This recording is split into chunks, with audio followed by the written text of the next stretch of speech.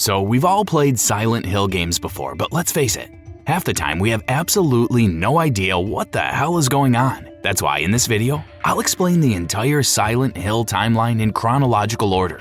I'll try to simplify it as much as possible to make sense of this complicated and often convoluted franchise. Throughout the video, there'll be a timeline animation at the bottom of the screen to make it easier to follow along. So without any further ado, let's make our way through the mist. Backstory. Now, Silent Hill's story begins long before even the release of the first game in the series. Long ago, prior to the Europeans' arrival in North America, there was a place that Native Americans both revered and feared. This is the place that would come to be known as Silent Hill hundreds of years later. But let's not get ahead of ourselves here. During that long-forgotten era, the locals simply dubbed this patch of land as the Place of Silent Spirits. The local population gave it such a name as a way to commemorate the friends and family who had since passed on to the afterlife. The locals considered this place around Toluca Lake as holy ground with otherworldly energies. So much so that various Native American tribes would hold their sacred festivals and rituals here. Time passed and Europeans eventually arrived on America's shores to claim the land as their own. As you'd expect, it was only a matter of time when they'd bring their own civilization to the Place of Silent Spirits. And by the end of the 17th century, these European immigrants had driven away the native population from their ancestral home and promptly began to settle in the area. Take note, however, that this place was still not called Silent Hill at the time. Nope, that would come about 100 more years later, sometime in the 19th century. Anyway, the initial European settlement at the Place of Silent Spirits was eventually ravaged by a deadly epidemic sometime in the 18th century. From then on, the Place of Silent Spirits and the surrounding areas would be completely abandoned. Fast forward to another 100 years and we find ourselves in the 1800s. It was during this period that the United States of America as a nation had more or less been established, which then led to aggressive expansion and settlement throughout the continent. So the Place of Silent Spirits, which had been abandoned ever since the epidemic, would be resettled. On top of that, it was also around this time period that the Place of Silent Spirits would gain its iconic name, Silent Hill. At first, Silent Hill was founded to serve as a penal colony. This pretty much means that the American government sent their malcontents and hooligans there. In any case, a couple of the earliest establishments erected in the area were a hospital and a prison. The penitentiary was formerly known as Silent Hill Prison, while the hospital was named Brookhaven. Industry soon followed after the founding of Silent Hill. By the year 1816, a mining group called the Gillespie Coal and Iron Company would claim an area of the town called the Devil's Pit. Less than a handful of years later, Silent Hill would also become part of the state of Maine. Another decade later, and the town would see an even bigger boom in population, industry, and commerce with the founding of Wiltsey Coal Mine. However, beyond all this progress and civilization lay something much darker, because at some point between all of this, certain non-Native American individuals became aware of the mysterious forces lurking in Silent Hill. So much so that these same people established a whole religion around it. Specifically, these people had their own belief system, which also featured their own creation myths, deities, and rituals. And as you would expect from a franchise like this, these rituals almost always ended in gruesome, bloody ways. In any case, 4 of these individuals who seemed to worship Silent Hill's mysterious entity, which they only called God, would end up leaving the town to establish an entirely new settlement of their own called Shepherd's Glen. Shepherd's Glen was founded by Cornelius Fitch, Mason Bartlett, Edwin Holloway, and Isaac Shepherd. As I already mentioned, each of these men used to live in Silent Hill, and it's not really clear why they left the town in the first place. What we do know is that these men struck up a bargain with Silent Hill's God, which then led them to establish Shepherd's Glen. Not to get too ahead of ourselves, but this deal they made with the area's deity involved truly horrific rituals that were performed once every half a century. Besides that, life, for the most part, continued normally for the people of Silent Hill by the time the Civil War reached its conclusion sometime in 1865. However, just a couple of years later, we would get a taste of the weird mysteries hidden in this seemingly quiet town in America. Silent Hill comic, Past Life, 1867. In the year 1867, we meet the man named Jebediah Foster. Jeb also had a pregnant wife named Esther. However, unknown to her, Jeb was actually kind of a huge jerk back before they met. That's because Jeb used to be this super hardcore Wild West style outlaw known as Hell Rider. Back then, Jeb's main interests were having affairs with married women and good old murder. In fact, Jeb was so out of it that he even ended up taking out a pregnant Cherokee woman named Awanita along the way. Not to mention that he did it while Awanita was giving birth to her baby. Yeah, that's Silent Hill for you. Anyway, back in 1867, Jeb and Esther moved to Silent Hill in hopes of living a quiet life. But Jeb's past catches up to him when they meet a woman named Enola. Now, long story short, Enola is actually Awanita's mother. So, Enola had taken it upon herself to get payback against Jeb by having Esther give birth to her long-dead daughter, Awanita. All of this is, of course, possible with the help of Silent Hill's innate supernatural qualities. By the end of this tale, Jeb realizes how much of an a-hole he was, and he ultimately gives away his baby, which is actually Awanita, to Enola. Esther ends up dead, and that's that. It's a short, chilling taste of what Silent Hill has to offer to anyone who visits it, especially if you're a person with a criminal past. Backstory Part 2. Now, the town of Silent Hill experienced a lot of shakeups by the time the 1900s rolled around. It was during this period that the early industries of the town reached their decline, such as the mine down at Devil's Pit and even Toluca Prison. More importantly though, it was also during this time that an insidious cult known as the Order emerged. The Order, simply put, was this super shady group of people who wanted to establish their own religion based on a combination of Silent Hill's supernatural qualities, the ancient beliefs of the Native Americans, and the religion that the European settlers brought over. This cult would basically become the main antagonists of the franchise. Not counting all of the creepy and weird phenomena of Silent Hill, of course. In any case, Silent Hill would soon reinvent itself from an industrial mining town to a bona fide tourist attraction during the early 20th century onwards. And when you think about it, the town's tourism board was very good at their job, considering that despite all weird things and cult stuff happening in the town, they somehow still managed to attract people to it.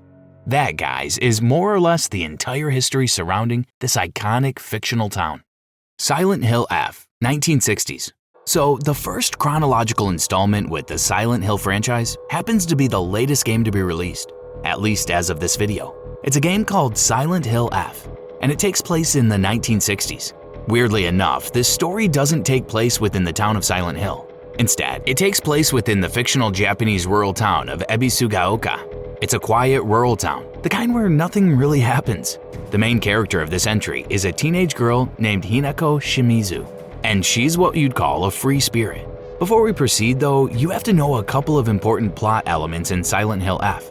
First, it's that Ebisugaoka might seem like a peaceful town, but it's actually kind of in the middle of collapsing due to a reported arsenic leak occurring in the place. Then there's also the fact that Kitsune folklore plays a big part throughout the story. Kitsune means fox, and myths about this particular deity have existed in Japan since ancient times. That said, Hinako's tale begins with a dreamlike sequence where we immediately find out the central conflict happening within the girl's life, as she plays with a doll and expresses how much she doesn't want to get married. From there, Hinako meets her older sister Junko. Now, Junko has left the Shimizu home prior to the beginning of Silent Hill F's events, since she had already been married off to someone. Still, family is family, so she pays her younger sister a visit. And although Junko seems to genuinely love her sister, she's actually not against the idea of getting Hinako sent off in an arranged marriage. Hinako's encounter with Junko starts off tense, but it doesn't come to a heated argument, as Hinako instead hands her older sister a bell charm. Junko embraces Hinako, and that's that, at least for now. Soon after, it's all but confirmed that Hinako's parents have set her up for an arranged marriage, only so that their financial debts would be cleared. Hinako, of course, takes issue with this and gets into a heated argument with her father. In the end, our heroine storms off and heads to meet her friends. The first companion she encounters is Shu. Curiously, Shu hands over a small box to our heroine before the two kids have an awkward conversation about Shu supporting Hinako no matter what, implying that he also knows about her arranged marriage. Their two other friends, Sakuko and Rinko, soon arrive to break the tension. However, things soon take a dark turn when Hinako notices the town getting engulfed by a strange thick fog. Even worse, Sakuko suddenly dies as red spores appear all over her body. But there's no time to deal with that, as Hinako, Rinko, and Shu notice there's something else that this weird fog has brought with it, an unseen creature out to get them. So the three kids make a run for it and get separated from one another. Curiously, crimson flowers also start blooming all around town and try latching onto her wherever Hinako goes. The chase ends when Hinako reaches high ground after someone mysteriously places a ladder to help her get away from the encroaching fog and crimson flowers. It's here we find out that the small box Shu gave Hinako earlier contains a bunch of painkillers.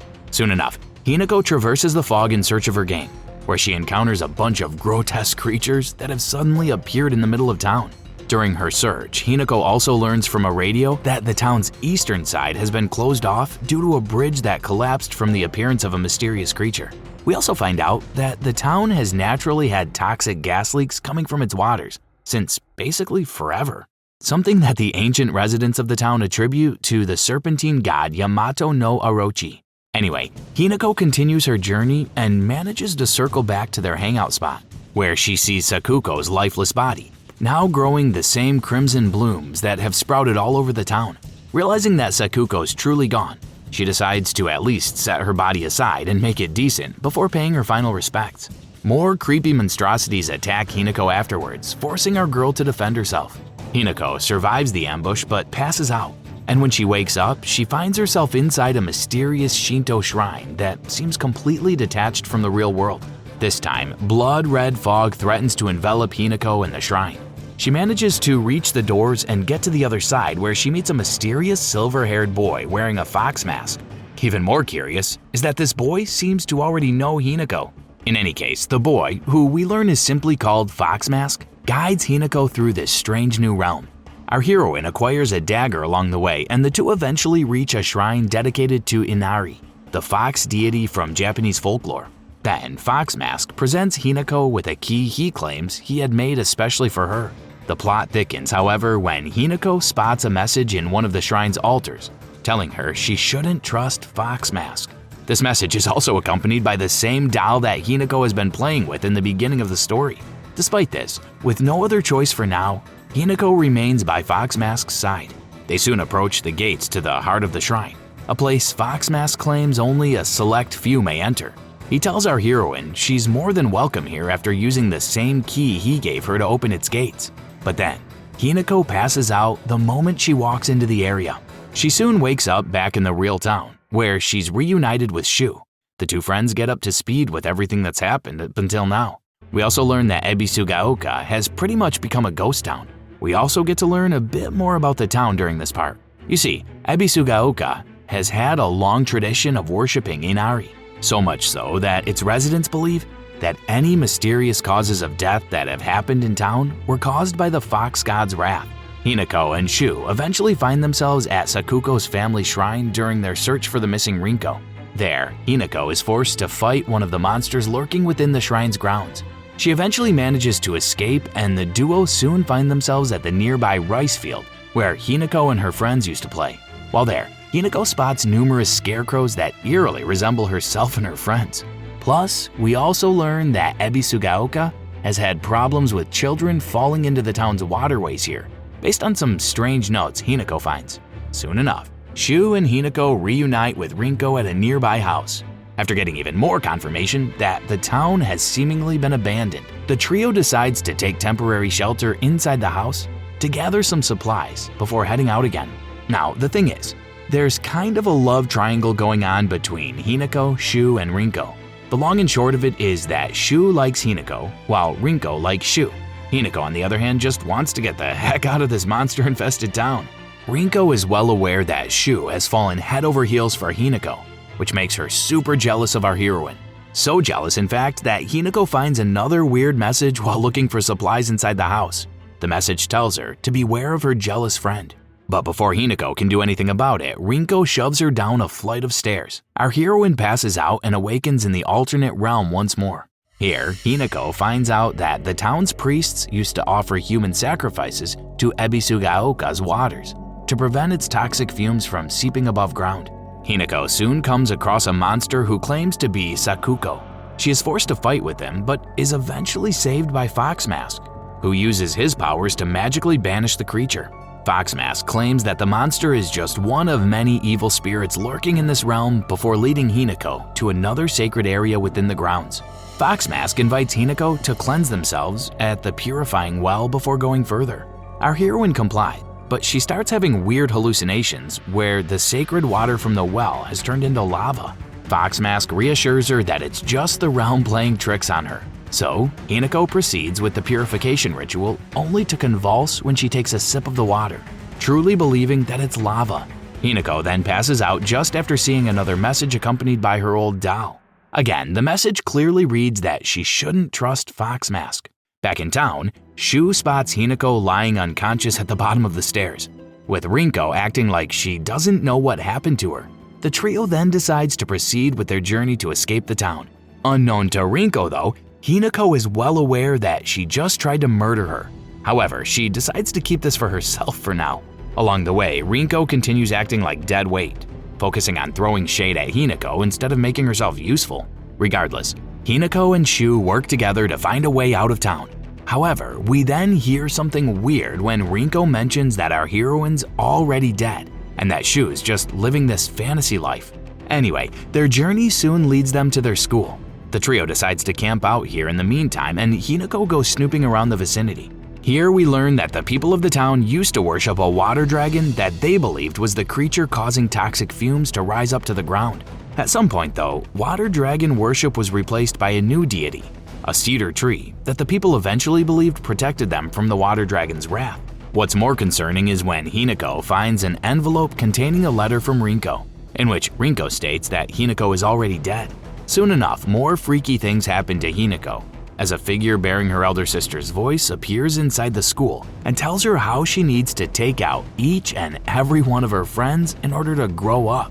Of course, Hinako's weirded out by all this, but she ultimately brushes it off before rejoining Rinko and Shu. Her friends offer to stand watch so Hinako could get some rest, and our girl soon falls asleep. Hinako opens her eyes and finds herself in Fox Mask's realm again. From there, Hinako explores the grounds, which have an uncanny resemblance to Sakuko's family shrine and home. Her journey soon leads her to Sakuko, who's seen alive in here, although she's currently imprisoned in one of the shrine rooms. Curiously, Hinako doesn't rescue her best friend. Instead, she walks away after spotting Sakuko, leaving the poor girl to her own devices. Next, Hinako spots Rinko, who's also inside her own cage, except this one is suspended above molten lava. Like in the real world, this version of Rinko is just as jealous as the real one. And although it's satisfying, it's also weird when Hinako actually makes Rinko's cage drop into the molten lava below. Afterwards, Hinako comes across a version of Shu who's suppressed in chains. Like with Rinko, our heroine plays an active role in bringing Shu to his demise in this realm. From there, Hinako steps out of the room where Fox Mask meets her. Fox Mask reassures our girl that abandoning her friends was the only way she could move on with her life. Hinako reluctantly agrees before Fox Mask invites her to accompany him. Our heroine does so, but she gets a splitting headache and passes out again. Hinako, now in her regular human form, wakes up in the middle of the same classroom where she dozed off. She notices that Shu and Rinko are nowhere to be found, so she heads out of the school in search of the two. Along the way, the monster in the fog chases Hinako again. It almost catches up to our heroine, but the fog creature dissipates as soon as it tries to enter a torii gate. By the way, torii gates are structures used to create boundaries between sacred and non-sacred grounds. Hinako soon recognizes this place as Sakuko's old family shrine, which has since been abandoned after a fire broke out. Our heroine also spots the sacred tree that used to be revered in Ebisugaoka within the shrine grounds. Afterwards, Hinako finds a letter apparently written by Shu, which pretty much tells her that they should go their separate ways. Hinako accepts the fact that she's now alone and leaves her box of painkillers along with the letter. Shortly after, a fox-like creature knocks out Hinako, and our girl once again awakens in Fox Mask's realm. This time, Fox Mask warns her that what's about to happen will bring her a great deal of pain and suffering, but it's necessary to allow her to reach the next stage of her life.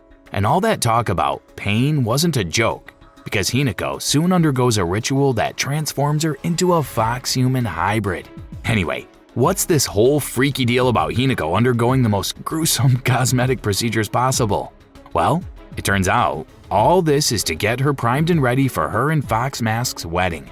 So, not long after turning into a fox-human, Fox Mask leads our heroine to a grand hall populated by other figures wearing their own fox masks. However, the priestess officiating their wedding suddenly turns into a fiery monster in the middle of the ceremony. Hinako soon recognizes this priestess to be none other than Rinko. Long story short, our heroine beats the Rinko monster so hard that it basically turns into ash. Then, Hinako gets a splitting headache and starts questioning her own identity. Fox Mask reassures her that she's the real Hinako, which manages to calm her down. On the other hand, Hinako, now back in her human form, wakes up in the same spot where the creature from earlier knocked her towards. She hears a phone ringing from inside the house. Hinako answers it and discovers that her mom's on the other line, telling her to come home for dinner. Things immediately get weird when Hinako hears Shu's voice screaming for help on the other end of the line. The call drops, and a seemingly undead Junko wearing a mask approaches Hinako to tell her that she needs to make a choice: to kill or be killed. Junko also warns her that a great price has to be paid regardless of the choice she makes. Hinako then sets off to go back home, and soon starts seeing visions from her past. One of them has her rescuing a boy named Kotoyuki from being ripped apart by a fox. Now, before we proceed, there's one other thing you should know about Silent Hill F. You see, this game's entire story unfolds over multiple playthroughs, so big spoiler alert, you might not immediately find it on your first run, but Fox Mask actually happens to be Kotoyuki in the real world, and he's the guy who Hinako was supposed to marry all along. As it turns out, Kotoyuki's family, the Tsuneki, are a rich and influential clan in the town. So as per her parents' plan, marrying off Hinako to this kid would pretty much increase the Shimizu family's social standing, not to mention free their family from financial troubles. Back to our story, Hinako gets home only to find it abandoned. Not only that, but the entire house seems to have been spatially warped. Along the way, Hinako gets another vision from the past where she and Shu had a chat inside her room, followed by another vision where Hinako refused to accept a dress her mom gave her. Hinako gets a couple more visions about the times when she heavily protested against being married off. This trip down memory lane ends when Hinako meets another version of herself inside her house. The two Hinakos have a heated debate about growing up, which ends with the other Hinako's face suddenly peeling off before disappearing. She leaves a key in her wake, which original Hinako picks up. Our heroine is eventually led to a room where she sees the lifeless bodies of Shu, Sakuko, and Rinko hanging from the ceiling. The lines between reality and fantasy blur even further when Hinako's parents turn into monsters. Our heroine has a scuffle with them, and the two creatures retreat to their backyard after Hinako wins the duel. She follows her parents and comes face to face with a faceless version of herself in a traditional wedding kimono. We then learn that this creature is the same monster that's been chasing our heroine in the fog right from the start. Oh, and if you're wondering, this monstrous iteration of Hinako is pretty much the fully realized version of Fox Hinako, aka the Hinako from Fox Mask's realm. Anyway, Hinako's other self seemingly takes out her mom and dad, while OG Hinako passes out once again. She then wakes up back in the alternate realm where she and Fox Mask take turns drinking sacred liquid to help Hinako recover from her wounds. He then gives her a beautiful fox-themed brooch to signify that she belongs to him now. From there, Hinako meets with Junko again, who pretty much blackmails our girl into taking out her other self, namely the Hinako from the quote-unquote real world.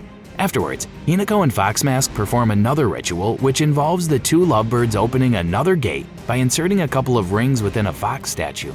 The story then moves back to Ebisugaoka, where OG Hinako wakes up at the same spot she passed out earlier to see that the whole place is now covered in red blooms, while more grotesque monsters roam around the area. But the real kicker is when Hinako spots that only a puddle of blood is left where her parents once stood. Hinako understandably gets livid and begins to hunt down the fog monster. After a brutal gauntlet that sees Hinako bashing monsters' heads in, our girl finally comes face to face with her other self. Junko appears once again and orders Fox Hinako to take out OG Hinako. The next thing we know, we're back in Fox Mask's realm, where he and Fox Hinako get ready to complete their union. Fox Hinako transforms into her Shiromuku form. And, well, this is the part where Silent Hill's trademark multiple endings kick in. As you'd soon find out in this video, the Silent Hill franchise has had a long tradition of providing multiple conclusions to their games. On top of that, it's not always clear which ending is supposed to be the real one. Now, as of this video, neither Konami or any of the people involved with the Silent Hill F project have specified which ending in the game is canon. So, as is tradition for the franchise, it's up to the fans to decide which conclusion they'd like to go with. In any case, there are 5 endings you may get in Silent Hill F. The first of them, known as Coming Home to Roost, is the default conclusion to Hinako's story after players go through the game the first time. In this one, Fox Hinako has one final confrontation with OG Hinako. OG Hinako takes out her other self and ultimately refuses to be married to Fox Mask. It would then be revealed in the real world that Hinako went insane during her wedding ceremony. And the reason for this was because of Shu's so-called painkillers. Then there's the ending simply called Fox's Wedding. Here, Fox Hinako takes out OG Hinako and proceeds to marry Fox Mask. However, Shu intervenes, since he doesn't want his best friend to be married off. But this only causes him and Fox Hinako to have one last duel. Along the way, Shu basically owns up to the fact that he's been dealing Hinako his crappy red pills to make her realize she doesn't want to get married, so that they could remain in each other's lives. Long story short, Shu loses his bout against our heroine and accepts that he now has to let Hinako go. Hinako marries Fox Mask, and they all become friends in the end. Just a little side note, in case you haven't noticed it yet, Silent Hill F's overarching theme is that it's basically a coming-of-age story, where OG Hinako represents our heroine's youth and freedom, while her Fox version leans more towards growing up and maturing. So, in the Fox's wedding ending, Hinako pretty much caves to the pressure that her parents and traditional Japanese norms have placed on her by finally accepting Fox Mask to be her husband. In another ending called The Fox Wets Its Tail, Silent F's story takes on a less figurative approach and reveals that Fox Mask, aka Kotoyuki, has been possessed by the town's fox deity all along. This all started when Kotoyuki was bitten by a fox back when he and Hinako were kids, which in turn allowed the deity to possess the boy's body and make moves to turn Hinako to be its bride. A fight ensues between the deity and Hinako, who teams up with Shu. In the end, the fox finally accepts that no means no and lets the two teenagers escape its realm. Hinako and Shu return to the real world only to find out that their entire town has been abandoned. Because, if you remember, Ebisugaoka has had a natural toxic gas leak problem ever since people settled in the area. The fourth of these 5 endings is called Ebisugaoka in Silence. In this one, OG Hinako and Fox Hinako get into it in one final duel, but it's cut short when Fox Mask arrives to stop the two girls from eliminating each other. It's then revealed that, just like Hinako, Kotoyuki has been forced by his family into marriage. We also find out that the reason behind this is because Kotoyuki's family has had a long history of seducing and marrying girls who are believed to possess divine powers. And like in the previous ending, Fox Mask has been possessed by Inari, the fox deity. Things take a more supernatural turn when Inari and another god appear before our heroine. The other god is revealed to be a deity that's been possessing Hinako's doll the whole time, and this god is against Hinako becoming a bride. Anyway, Hinako defeats these pesky gods, which ultimately frees Kotoyuki from the fox spirit's possession. OG Hinako and Fox Hinako then go back to the town and reconcile their differences. On the other hand, Kotoyuki decides to leave town in the end to do some soul searching. But both he and Hinako acknowledge the fact that there is some romantic chemistry going on between them. Long story short, Hinako and Kotoyuki decide to hold off on marriage right now, but they're more than open to explore their relationship further and see where it leads down the line. If you ask me, this ending is most likely supposed to be the canon one, considering most of the characters get their happy endings. Finally, Silent Hill F has a so-called joke ending, which is basically a standard for nearly all installments in the series. Here, the joke ending is depicted in the form of a motion comic in the style of classic 60s manga, where Shu goes all conspiracy nuts and tells Hinako and Rinko about the aliens that have been body-snatching the town's citizens. Sakuko arrives with a Shoromuku version of Fox Hinako and reveals that it's actually an alien-hunting robot, but its batteries run out before she can use it. So, the 4 teenagers instead decide to tell each other secrets to confirm they're not aliens.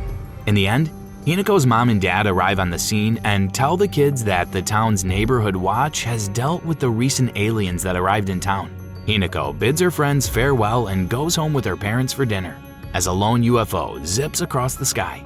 Now, before we proceed with the next chronological release in the Silent Hill series, you should know that Silent Hill F doesn't really have any connections to the rest of the Silent Hill canon. Despite being a mainline game, it's basically its own confined story.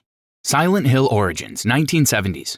Now let's get ourselves back to the original place where the Silent Hill saga transpires, Maine, USA. This one happens around a decade after the events of Silent Hill F, sometime in the 1970s. Here we meet a man named Travis Grady. Travis is a truck driver who's best described as a guy who occasionally experiences weird psychological visions. One night, Travis hoped to finish his work early by taking a shortcut that would lead him to Brahms, the town in which he was supposed to make a delivery. The bad thing for Travis, however, is that the shortcut he decided to use led straight through the town of Silent Hill. And, well, this was very bad news for Travis. First, he almost got into an accident when a hooded figure suddenly jumped right in front of his truck. Travis was able to hit the vehicle's brakes in time and proceeded to check outside of his truck, only to spot a girl in what looked like a blue schoolgirl dress. Now, this girl is named Alessa Gillespie, and let's just say that she'd go on to become one of the Silent Hill series' most central characters. But in the meantime, she was just this girl that Travis saw in the middle of the road. Travis would attempt to speak to her, which would lead him to a burning house before realizing that the girl was nowhere to be found. Instead, there was this woman lurking just beside it. This woman happens to be Dahlia Gillespie, and just like Alessa, Dahlia would play a much bigger role in the Silent Hill series. But let's not get too hung up on that just yet. For now, Dahlia was just this woman Travis spotted by the side of the house that the mysterious girl led him to. Travis attempted to speak to Dahlia, but he suddenly heard the screaming voice of a girl coming from inside the burning house. So in true horror story fashion, Travis decided to check out what was going on in there. Inside, Travis would soon find a poor girl with severe burn wounds. And if that's not creepy enough, the girl was lying right in the middle of what looked like an occult insignia painted in red on the floor of the house. According to Travis, merely looking at the symbol made his head hurt. In any case, Travis took it upon himself to rescue the girl. However, he mysteriously passed out soon after stepping out of the house. When he came to, Travis found himself already right in the middle of Silent Hill with the girl he rescued nowhere in sight. Now, Travis remembered the events leading up to him passing out, so he decided to head over to the nearby Alchemilla Hospital in hopes of getting an update about the girl he rescued the previous night. There, he met a man named Dr. Michael Kaufman. Spoiler alert, this guy would also be pretty important later. But for now, Michael was just this doctor who told Travis that the hospital had not admitted any new patients since last night. From there, what was supposed to be a shortcut for Travis turned into an absolutely grueling nightmare when he reached the hospital's second floor, where he was forced to come face to face with a grotesque creature resembling a bloodied nurse. But that wasn't even the worst part, as Travis would soon encounter a weird mirror. This mirror first showed our guy an image of the same girl he almost ran over with his truck the previous night. A moment later, Travis found himself in a strange dimension, known in the Silent Hill universe as Otherworld. Now, to put it simply, Otherworld is this alternate dimension that exists between reality and so-called unreality. It's similar to the real world, except it's got monsters and other nightmarish stuff. In any case, Travis would find himself coming face to face with another gruesome monster while in the Otherworld version of Alchemilla Hospital. He'd then come into the possession of a fragment of a pyramid-shaped artifact called the Flores after taking down this creature. After that, Travis would meet the same girl who seemingly lured him into Otherworld. However, before he could get any answers, he would pass out once again. Travis would then wake up right in the middle of Alchemilla Hospital's lobby. Here, he'd meet a nurse named Lisa Garland, who told him that the girl he had rescued from the fire eventually succumbed to her injuries. At this point, Travis was still not 100% convinced that his life had taken a supernatural turn, as he attributed all the monsters he saw to simple nightmares he had during sleep. Well, Travis' opinion immediately changed after leaving the hospital, as he soon found out that Silent Hill was littered with the same kinds of grotesque creatures that he had seen earlier. Before we proceed, there's another plot element in the Silent Hill franchise that you should know about. This one is called Fog World. Now, Fog World is pretty much a weird occurrence that blurs the line between reality and Otherworld. Basically, Fog World allows persons' subconscious to manifest itself as actual physical entities. Also, the more severe Fog World becomes, the more it allows elements of Otherworld to seep through. That said, let's get back to our story.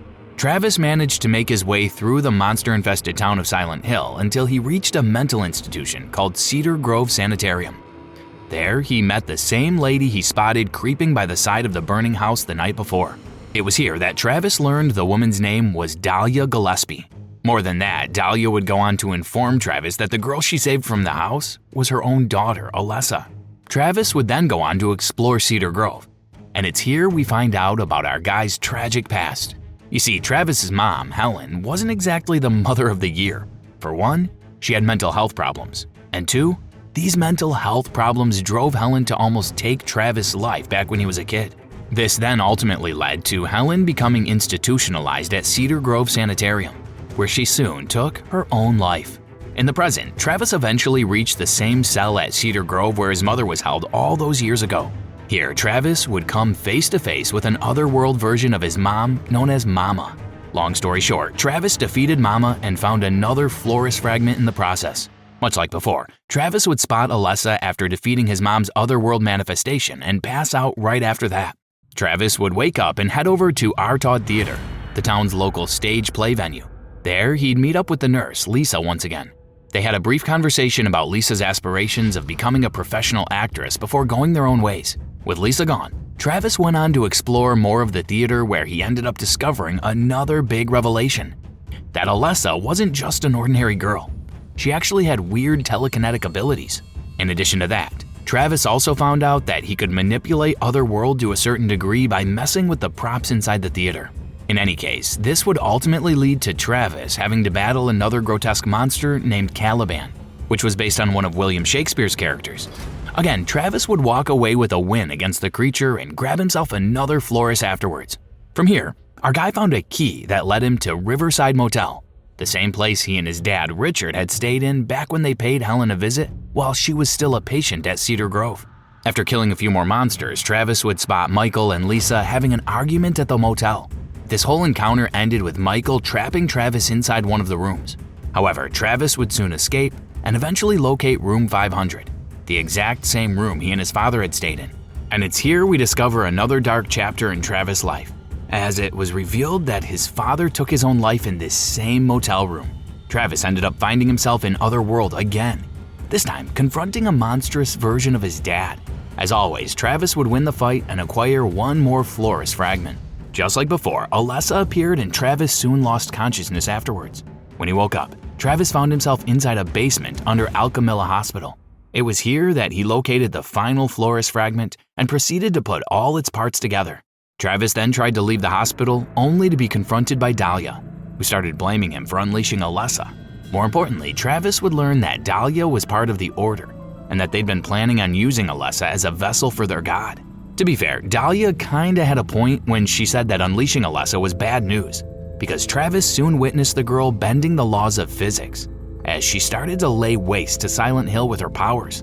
So Travis traveled to Otherworld to avoid becoming a casualty in Alessa's rampage and hopefully locate her real body. Travis would then witness a bunch of cultists belonging to the Order about to perform another gruesome ritual on the real-world Alessa, aka the one Travis rescued from the fire. Oh, and Michael's there too. He's also part of this cult. Anyway, this whole time, Alessa had been using her psychic powers, which manifested by way of astral projections. This explains how she was able to get in touch with Travis right from the very start. She was also the one pulling the strings all along, as it's revealed that she was the one who arranged for Travis to locate and assemble the Flores, which in truth was a device used to amplify her abilities. However, that's not all, because the Flores was also the same thing that housed an incomplete version of the Order's god, the same one they were planning to bring to the real world. In any case, Travis confronted the Order and ended up getting subdued. Afterwards, our guy found himself in what seemed like Otherworld, where Travis would fight the creature inhabiting the Flores. Travis eventually won the battle, which then trapped the entity within Flores indefinitely. Afterwards, Travis woke up in the real world to see the artifact suddenly shoot Alessa's body with light. And from there, a literal baby suddenly came into existence right above Alessa. This is basically the point where we reach the end of Silent Hill Origins. Now, since this title shares the same DNA as most of its counterparts in the Silent Hill series, of course there are several endings to be had. Now, as I said before, Silent Hill's developers more or less keep quiet when it comes to the official canon of the franchise. Fortunately, when it comes to Silent Hill Origins, the community mostly agrees about which one is the real one. All in all, this story has 3 endings. There's the so-called joke ending that sees Travis meeting an alien with a Shiba Inu. They become friends and Travis gets invited to the alien spaceship. Then there's the quote-unquote bad ending. In this one, Travis ultimately finds himself hostage to the Order. And to make things extra gruesome, it's hinted in this ending that Travis might actually be a deranged spree killer. Finally, there's the so-called good ending of Silent Hill Origins, and this is the one that's more or less canon to the saga. Here we find out that Travis ultimately survived the ordeals that happened at the antique store, and manage to come to terms with the traumas of his past. We see him in the real world as he gets ready to board his truck. He then spots Alessa, who's carrying the same baby that appeared when the light hit her at the antique store. It's a feel-good moment that has Travis leaving Silent Hill with a renewed sense of purpose, while Alessa finally gets to live in peace. Now, just to further explain what exactly happened during the ending of this game, the baby that Alessa's carrying is actually Alessa herself. Well, half of Alessa. That's because the whole mess that happened at the antique store actually culminated in Alessa splitting her soul in two, with the other half manifesting as the baby. Yeah, it's weird, but this is Silent Hill, so prepare to see much more weirder stuff. Anyway, this baby's name is Cheryl, and she'll become an important part of the saga soon enough. What you need to know for now is that at some point, Alessa decided to leave Cheryl on the side of a road, after which a couple named Harry and Jody Mason decided to pick her up and raise the child as their own. Silent Hill 1, 1980s. Silent Hill 1 takes place sometime in the 1980s, about 7 years after the events of Silent Hill Origins. So here we are 7 years later, and Cheryl has grown up to be a seemingly normal child. On the other hand, the Masons, the family that adopted her, didn't exactly have a cakewalk in the intervening years. That's because Jody passed on from an illness about 4 years before the events of the game.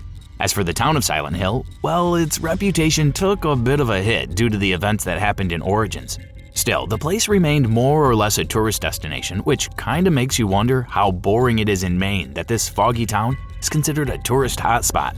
In any case, this game focused on Harry Mason. It begins when Cheryl requested her dad to take a trip to Silent Hill in order to help him get over the death of Jody. Harry agreed to this, and the two took a drive to this supposedly idyllic town. Of course, it wasn't long before things started to take a weird turn. First, the car they were in started to break down the moment they reached the town's outskirts.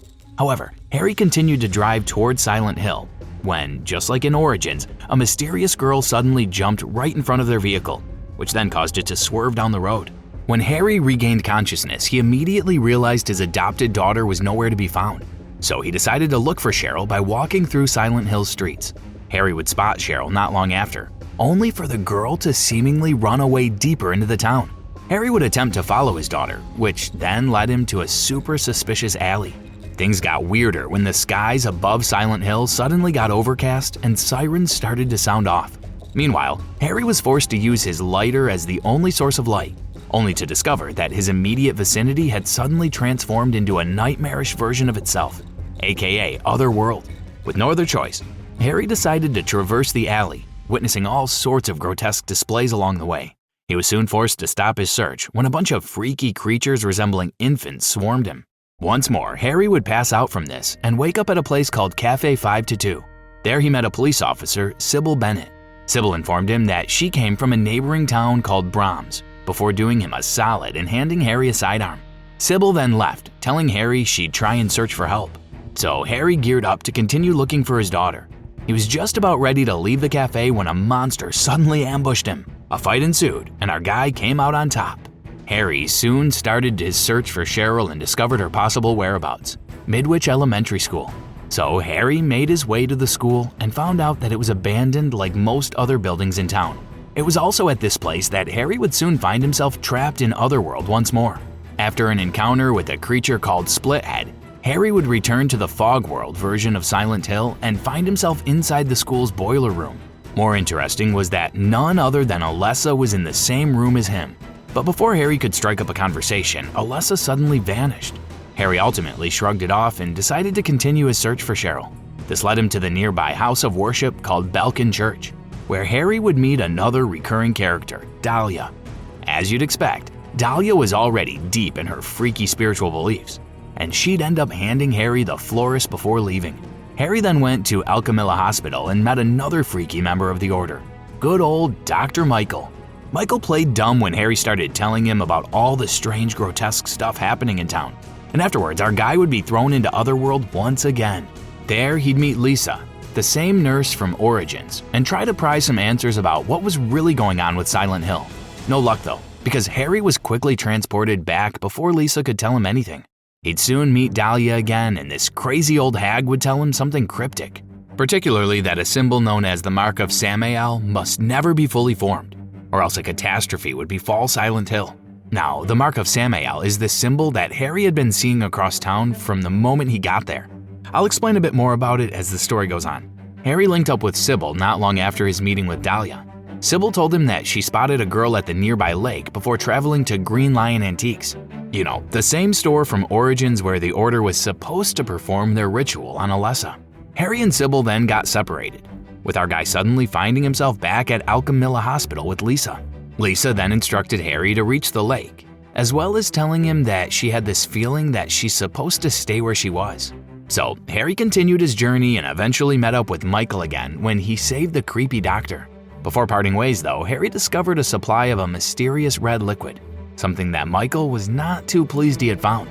Harry and Michael then went their separate ways, and it wasn't long before Silent Hill reverted into its other-world version yet again. Throughout all this, Harry would link up with Sybil again, and the two would soon learn from Dahlia that the Mark of Samael was nearing completion.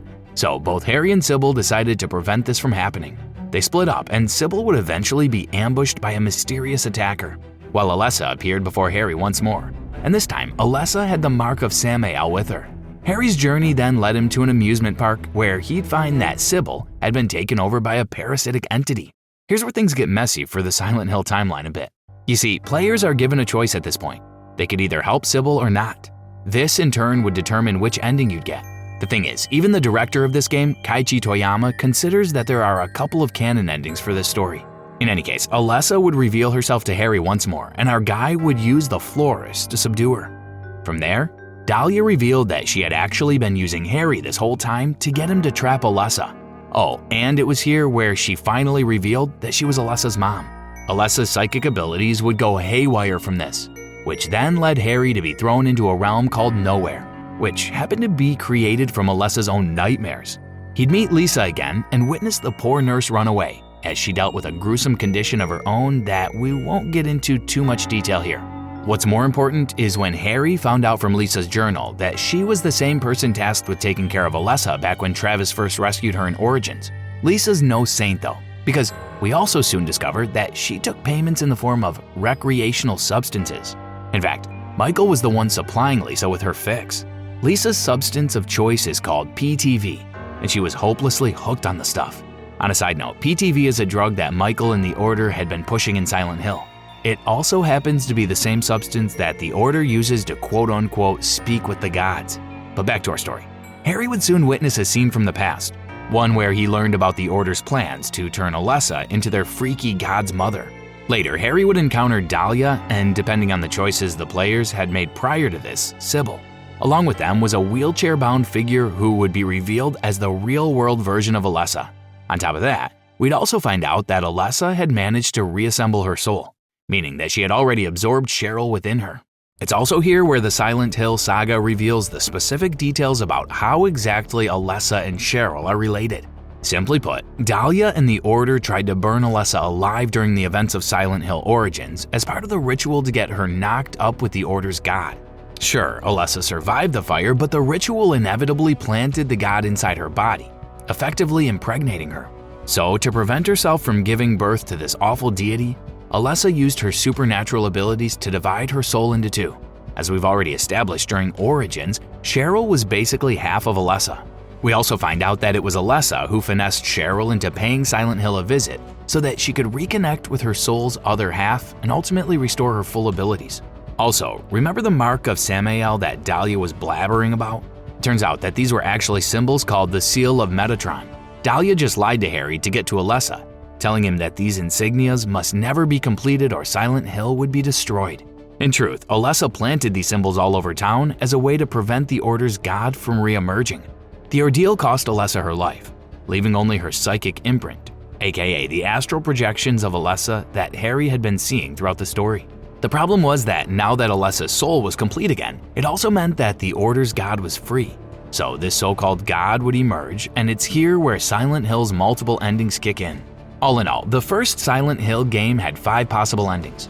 But like I told you guys earlier, only a couple are considered canon. First, there's the good plus ending. In this one, Sybil is alive, meaning the players chose to give her a vial of the red liquid earlier in the game. More importantly, this ending shows Michael entering the scene just as Alessa and Cheryl fuse and start gestating the Order's god, effectively turning them into a glowing creature called the Incubator. Michael incapacitates Dahlia with a gun and hurls a red vial at the incubator, which actually happens to be a substance called aglaophotis, a concoction with the power to drive off evil. This causes the incubator to fall to the ground and a demon pops out of her back. And yup, this freaky demon happens to be the Order's god. It proceeds to take out Dahlia. Harry would fight it and win, and in the aftermath, Harry gets a brand new baby to take care of, courtesy of the incubator. Harry, Sybil, and Michael try to make their exit, but Lisa would re-emerge and take out Michael as revenge for what he'd done to her. On the bright side, the incubator uses the last of her remaining energy to help Harry, Sybil, and the baby escape Otherworld. The incubator dies, and the other three return to the real world. And then there's the so-called good ending, which also happens to be considered canon by most of the community. This one plays out more or less similarly to the good plus ending, except for one detail. Sybil is dead in this version, since the player didn't give her the red vial earlier on in the game. Regardless of which specific quote-unquote canon endings you want to believe here, the most important element of either endings is Harry's new baby. That's because this girl would grow up to become Heather Mason, the main protagonist of Silent Hill 3. But there's still some ways to go before we get to Heather's tale. For now, let's leave it at that. Silent Hill 2, 1990s. Now, Silent Hill 2 proves to be quite a pickle when it comes to identifying its place in the timeline. On one hand, in-universe details state that this title's events take place some 10 years after what transpired in the first game. On the other hand, Masahiro Ito, the creative director of Silent Hill 2, has stated that this game happened sometime in the tail end of the 1970s, placing it more as a prequel to the first Silent Hill game and Origins. Personally, I prefer the idea that this one happens after Silent Hill 1, as it makes more sense that way, which would put it around 1990s. Regardless, what's more important for you guys to know is that Silent Hill 2 isn't exactly a direct sequel to its predecessor. This means that this story doesn't necessarily continue the drama set up by characters like Alessa or Harry. In fact, Silent Hill 2 features a completely new main protagonist, a man called James Sunderland. James' story began when he received a letter from his wife, Mary. This letter told him to head on over to Silent Hill, specifically to their so-called special spot. However, there was this looming question on James' mind. Mary had already passed on around 3 years ago, so how was it possible that she had sent him this letter? He first thought it was a prank, but soon realized that this letter was undoubtedly written by his wife. So off he went to Silent Hill with no clue as to what horrors awaited him. When he got there, James first met a young lady named Angela Orozco. Angela told him that the reason she was in this freaky town was because she was looking for her mom. On the other hand, she also gave James a warning, telling him how Silent Hill wasn't what it seemed to be, and that there seemed to be something unusual going on in this place. However, James' mind was set. He didn't heed Angela's words and instead carried on this journey through this mysterious domain. It didn't take long for James to realize that Angela was right. Instead of an idyllic romantic tourist spot, James saw a dilapidated ghost town enveloped in ominous fog. Oh, and there were also some grotesque body horror type monsters trying to attack him. Still, he pushed through. At first, he thought the special spot Mary was referring to in her letter was Rosewater Park.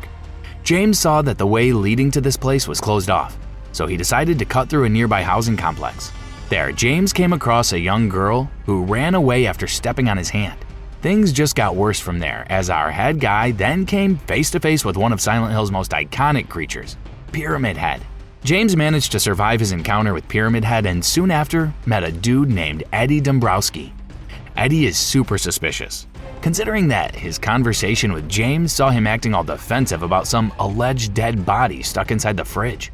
In any case, James continued his journey and soon found Angela again. This time, however, he saw her trying to take her own life.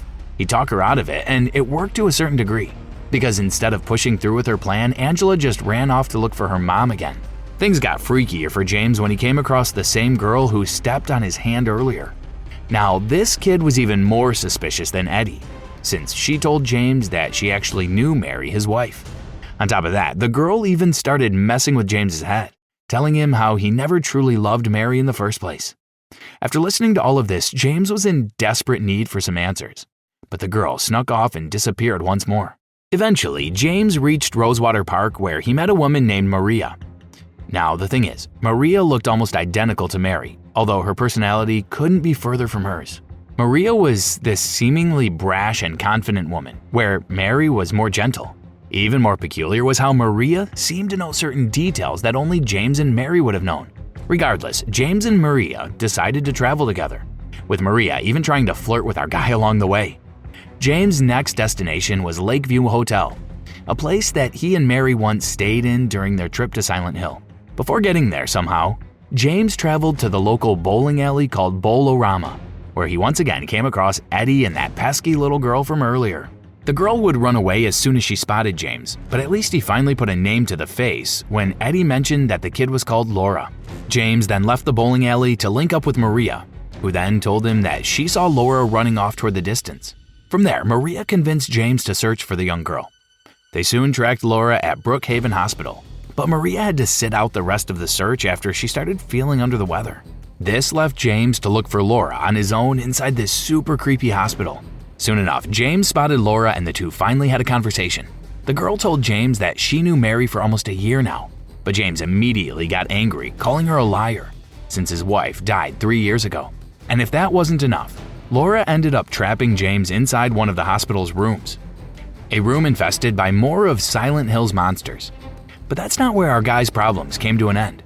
After escaping the room, James was absolutely shocked to realize that the hospital had turned into an even more nightmarish version of itself. You probably already know it by now. James has just been sent to Otherworld. Afterward, he would soon reunite with Maria at the hospital's basement. Maria was absolutely livid, telling James he pretty much left her for dead.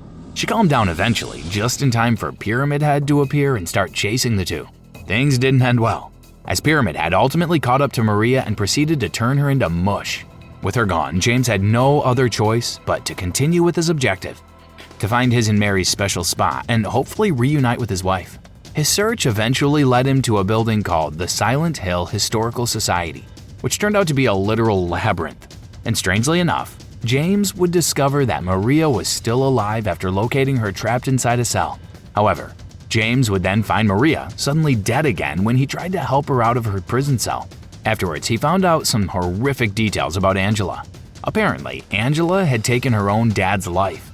To be fair though, the guy deserved it. You see, Angela's dad was a real monster who regularly abused her and did all sorts of bad things to her. Her mom, on the other hand, did nothing about it. This ultimately led to Angela going over the edge and taking him out. Afterwards, James linked up with Angela and rescued her, but this girl was too far gone. Instead of thanking James, Angela lashed out and even threw in a hard-hitting insult at James, telling him how he didn't even want to be with Mary anymore.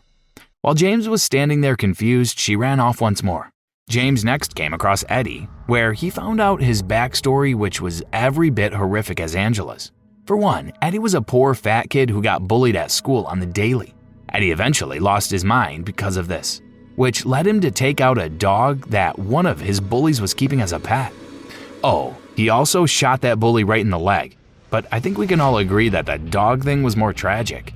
In any case, James made a mistake when he asked Eddie if he had gone crazy, which prompted the young man to attack him. A fight between James and Eddie ensued, and James had no other choice but to take out the poor guy. Sure, it was self-defense, but this weighed heavily on James. And at that point, our guy was having doubts about everything that had been happening the moment he arrived in Silent Hill. To make matters worse for James, he soon discovered that Mary's letter might have not existed in the first place, considering that all he found was a blank piece of paper when he looked at it again. Still, James carried on with his journey, holding out hope that he'd find his supposedly dead wife alive in Silent Hill.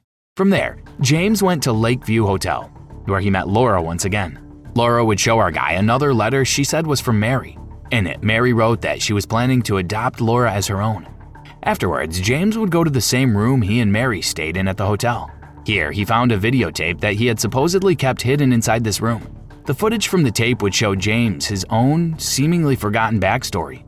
And yeah, this moment also happens to be one of the most famous twists in video games history, because in the footage, it was shown that James was actually the person responsible for ending Mary's life.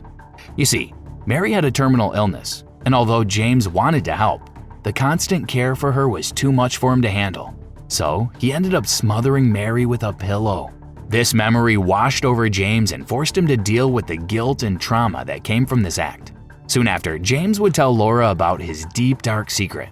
The girl was understandably furious upon learning what James did to Mary and stormed off, Curiously, James suddenly received a radio message from someone claiming to be Mary, telling him to go and find her. James then explored the rest of Lakeview Hotel and soon found out that it was a literal burning hellscape. He also met up with Angela once again, who this time demanded James to hand back the knife he got from her. You see, Angela was planning to end things for her right then and there, as dealing with her own guilt was already too much to bear. James would refuse to give Angela her knife back. Still, Angela got what she wanted when she purposefully stepped into the hotel's fiery staircase. James then reached the lobby of Lakeview Hotel, only to find out that Maria was alive and well yet again. Our guy saw Maria in restraints as a couple of Pyramid Heads proceeded to take her out. And by the way, just to clarify, Pyramid Head is actually a psychological representation of James' guilt, which is why he constantly sees the monster murdering Maria, the same way he murdered Mary. Anyway, a fight between him and the monsters ensued, with James coming out on top in the end. James then listened to a specific memory he had of Mary. It started off sweet, with James handing his wife flowers, but ended on a rather ominous note, as the memory closed with Mary telling her husband how much she wanted to be with him. It's also at this point that players are able to reach one of the game's multiple endings. So far, Silent Hill 2 has its predecessors beaten in that category, as this one has 6 endings in total. The thing is, unlike the previous installments in the franchise, there's really no clear indication which of its endings is canon.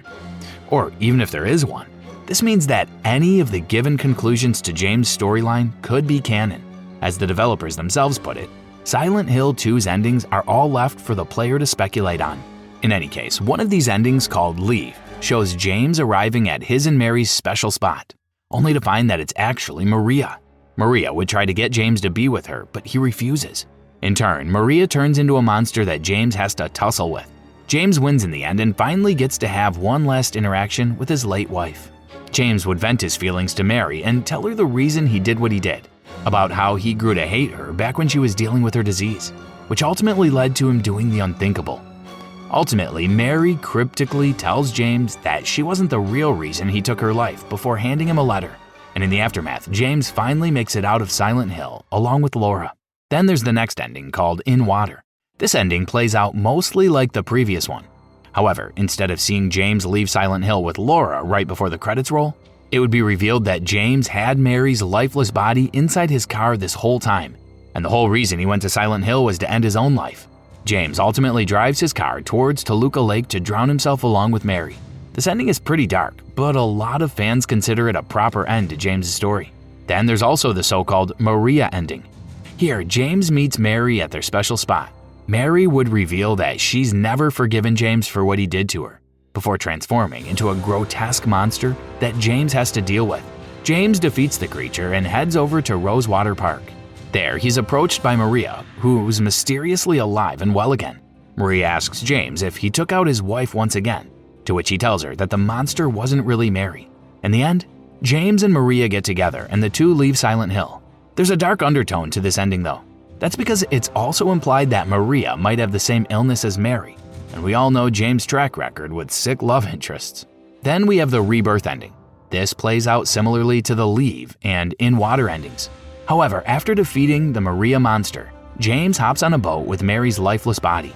He plans on bringing his late wife's body to a place called the Church of the Rebirth, where he claims to bring Mary back to life with the help of a few artifacts he collected and Silent Hill's so-called old gods. And that's it. We don't really see how this one turns out, as the story comes to its close there. The last two endings are pretty much joke endings, and I won't go into too much detail about those. All you need to know is that they revolve around Shibu Inu's dog and aliens. Standard stuff. Silent Hill 2, Born from a Wish. Now, Silent Hill 2 also has its own DLC storyline called Born from a Wish. Born from a Wish actually serves as a prequel to Silent Hill 2, and it focuses on Maria before she met James. Here, Maria finds herself waking up inside a janky abandoned strip club called Heaven's Night. Understandably shaken and afraid, Maria sets off to look for other people who might be around. So she leaves Heaven's Night and begins trekking through Silent Hill until she reaches a place called Baldwin Mansion. There, Maria would meet Ernest, the man who owns the place. However, she never gets to see the guy, as all their interactions only happen with the walls separating them. Ernest convinces Maria to help him grab a substance he calls the White Liquid, which happens to be an in-game item called the White Chrism. You see, Ernest believes that this substance can bring his late daughter, Amy, back to life. Maria agrees to this and promptly begins her quest to locate the white liquid. She ultimately finds it and gives the vial to Ernest. In return, Ernest tells Maria about a certain man we already know too well, James Sutherland. Now, Ernest isn't the biggest fan of James, and this is obvious when he tries to persuade Maria to never meet the man.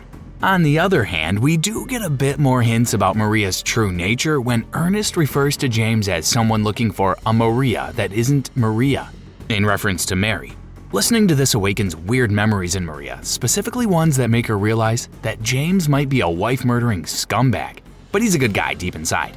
In the end, Maria tries to open the door to Ernest's room, only to find out that no one's really there. So yeah, it's either Ernest is a ghost, or like most things in Silent Hill, he could be some strange manifestation of Maria's psyche. Regardless, this brings Maria's mood down, so much so that she begins to wonder if she should end things for her right then and there. Ultimately though, Maria chooses to keep on living. She then goes over to Rosewater Park, the same place where she and James would meet in the main storyline of Silent Hill 2. Silent Hill the Arcade, 1993. And so we arrive at Silent Hill the Arcade, one of the series' main spin-offs. Although it doesn't build on anything that the mainline games had already established, it is notable that Silent Hill the Arcade can more or less be considered part of the series timeline. Surprisingly enough, our tale begins not in the town of Silent Hill, but nearby Toluca Lake. You see, Toluca Lake has its own sordid history. Back in the early 20th century, just as the area was making a name for itself as the tourist attraction, something truly miserable happened. It all started when a girl named Hannah and her mom Lorraine boarded a passenger boat called the Little Baroness. So far so good, right? Well, prepare yourself for a hard left turn when you find out that Hannah's mom used this opportunity to push her daughter off the boat and to her death. Only the captain of the Little Baroness witnessed this harrowing event transpire. And it wasn't like the captain could have done anything about it, because during the same fateful boat ride, the Little Baroness just vanished into thin air, along with everyone on board. Fast forward almost a century later, and it's the year 1993.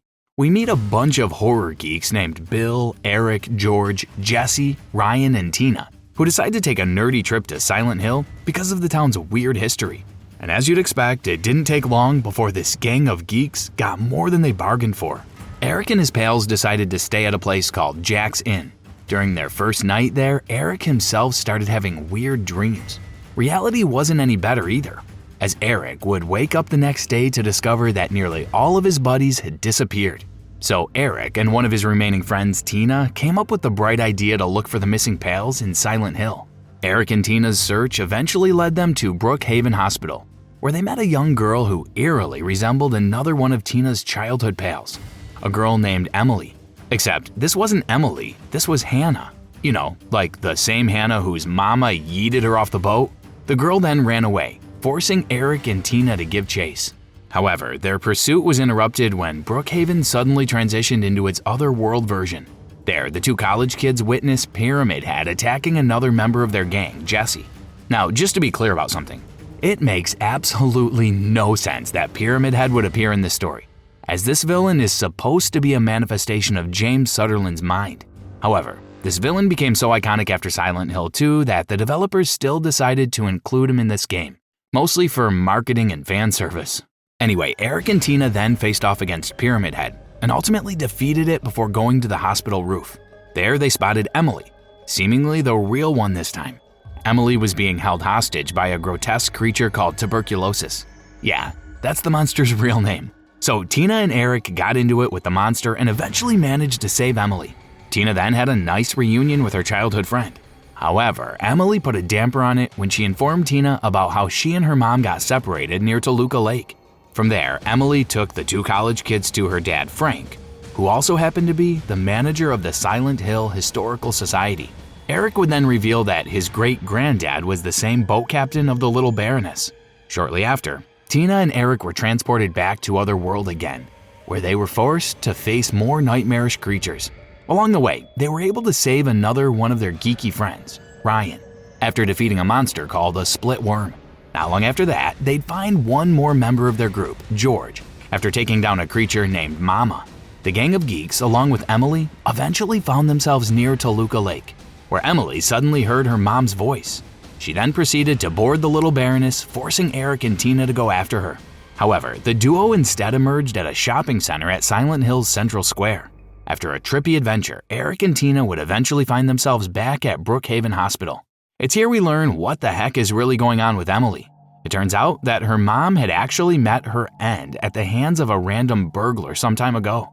And since then, she had been haunting Emily's dreams, telling the girl to head to Toluca Lake.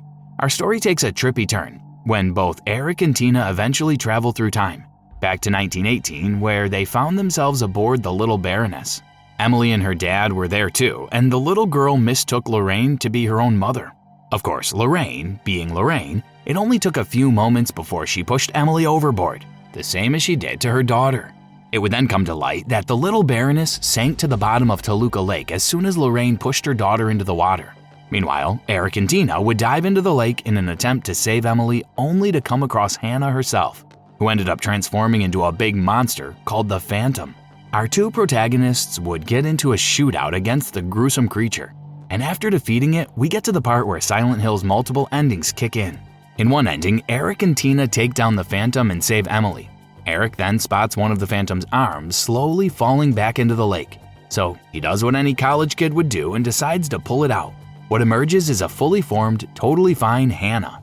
Hannah then boards the little Baroness to rejoin her mom, while the boat's captain gives him a nod of approval before the little Baroness disappears into the ether.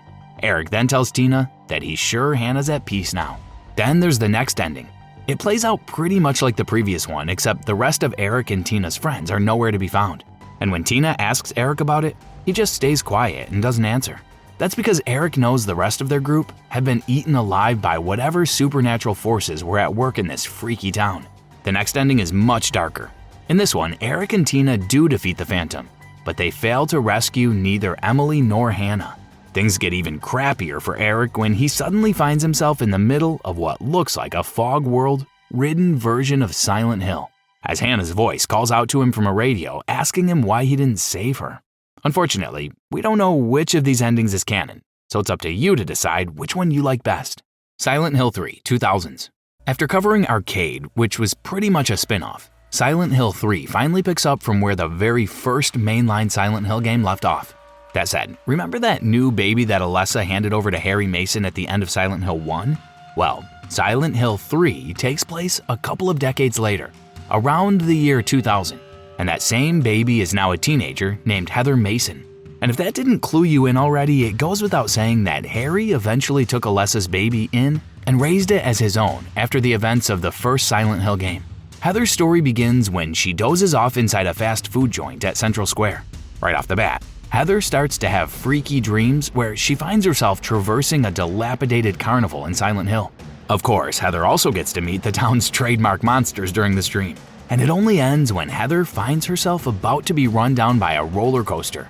She then gives her dad, Harry, a call, informing the man that she'll be home soon, but her plans change when she comes across Douglas Cartland. Now, Douglas is a private investigator and he's been hired to look for Heather. That doesn't seem too disturbing until you find out that Douglas' employers are none other than the Order. On the other hand, Heather thinks that Douglas is just a creepy old stalker who was out to get her.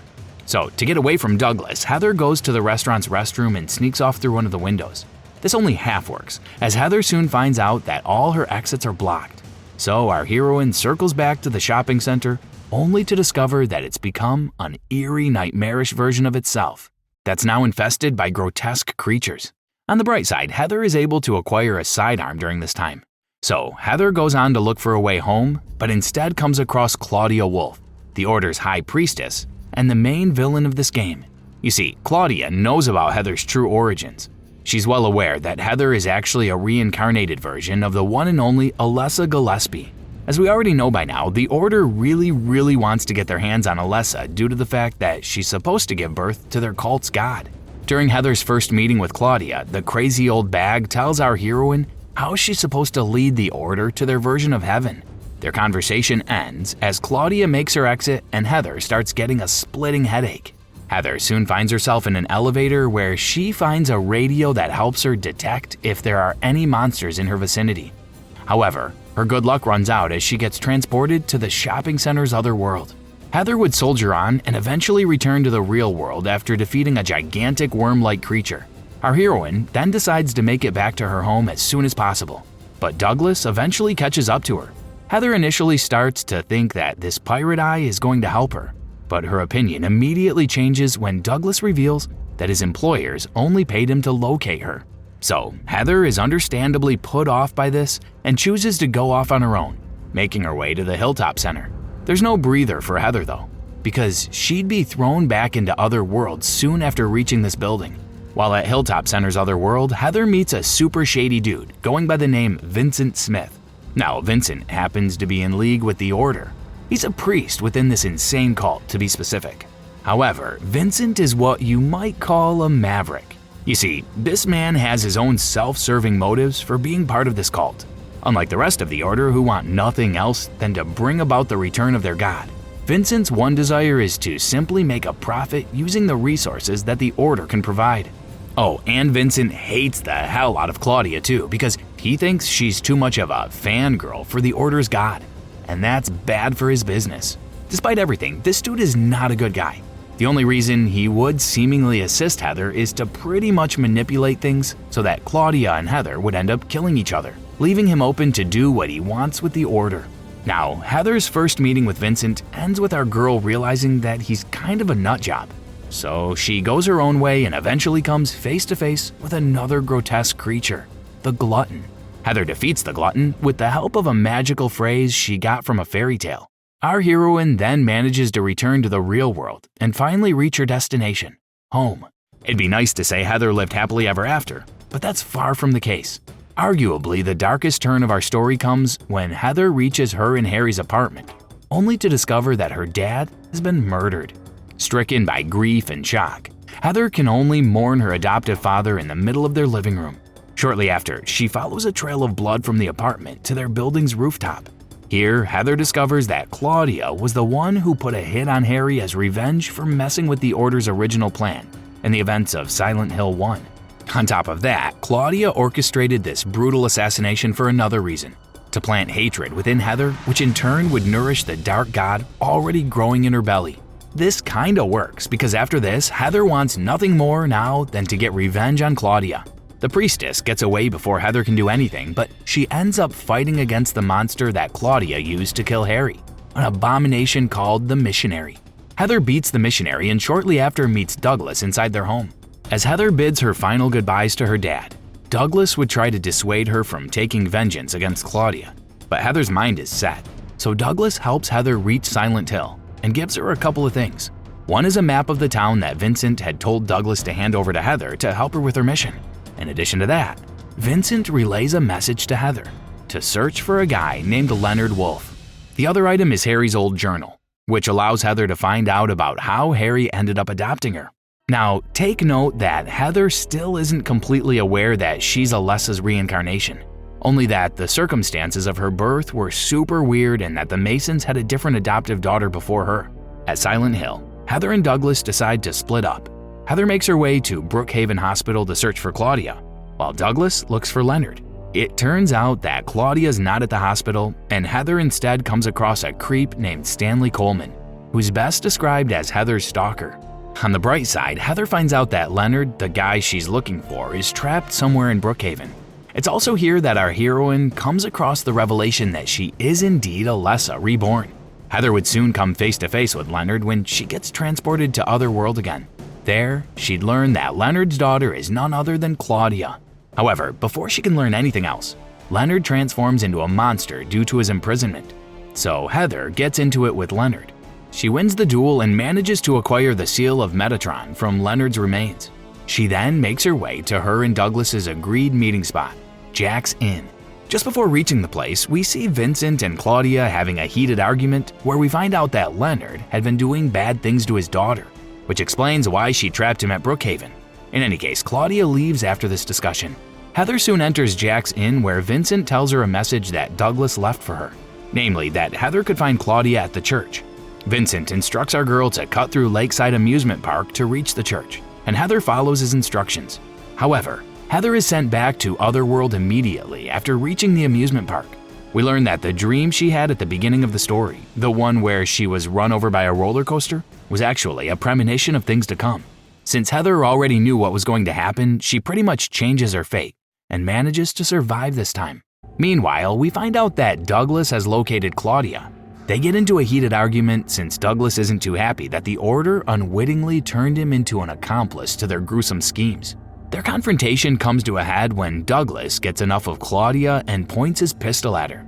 We don't know exactly what goes down during this standoff, but what we do know is that Heather soon meets up with Douglas, who now has his leg broken. Heather tells Douglas that she'll return after she deals with Claudia, and our heroine soon comes face to face with a creature called the Memory of Alessa, which is pretty much described as an evil version of Heather. They tussle and our heroine wins, making it to the church soon after. There, she confronts Claudia and tells her that she's going to get what's coming to her for what she did to Harry. Claudia remains unfazed, as she tells Heather that talk is cheap and there really isn't anything she can do about anything, because the cult's god is just about ready to pop out. Again, Claudia escapes, prompting Heather to go after her. Along the way, Heather comes across Vincent again, who informs her that the seal of Metatron can help her take down Claudia. On the other hand, things don't go so well for Vincent, as Claudia would end up killing him shortly after this meeting. Heather and Claudia would soon come face to face again. This confrontation understandably makes our girl's blood boil, so much so that she almost loses herself in the process and nearly gives birth to the Order's deity on the spot. However, she ultimately regains composure and manages to spoil Claudia's plans when she reveals her gambit, a vial of Aglaophotis hidden inside her pendant. Now, if you remember, Aglaophotis is the substance that has the ability to expel demons. So Heather chugs on the crimson syrup, which promptly causes the Order's god to prematurely come out, in a very weird way. Still, Heather's plan worked. She didn't end up heralding the birth of the Order's god to term, and the disgusting deity comes out as a malformed, incomplete version of itself. However, it's only about to get weirder from here. In one of gaming's yuckiest scenes, Claudia takes the premature god baby and proceeds to chow down on it, in hopes of using her own body to incubate the creepy deity.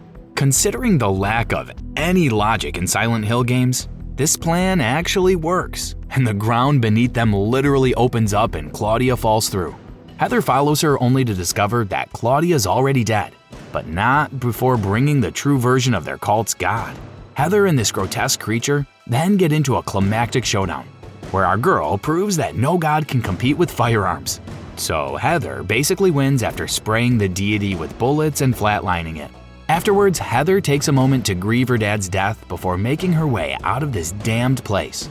Just before exiting, however, Heather turns around to look at the dead god behind her. And it's here where we enter into one of Silent Hill 3's multiple endings. Thankfully, when it comes to Silent Hill 3, we know which ending is canon. In canon ending, Heather makes her way back to Douglas, with the two eventually making their way out of Silent Hill. Our girl also comes to terms with her true origins and starts calling herself Cheryl, since, when you think about it, Heather is actually Cheryl.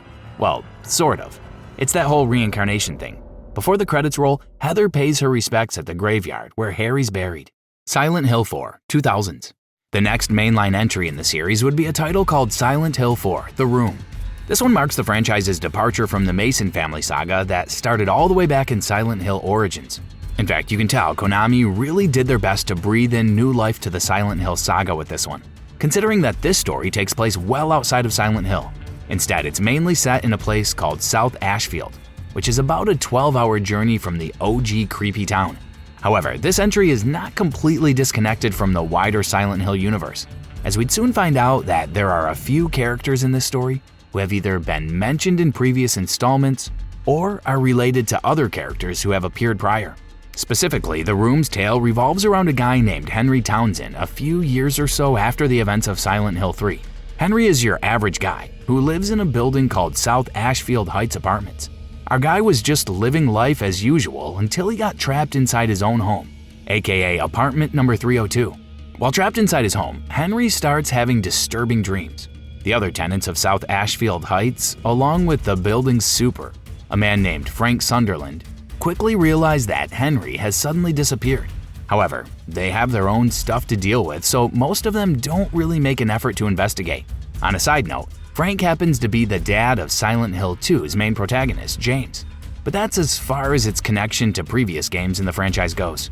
In any case, Frank gets increasingly concerned about Henry, so he tries to use his key to try and open the door to apartment 302, but it doesn't work.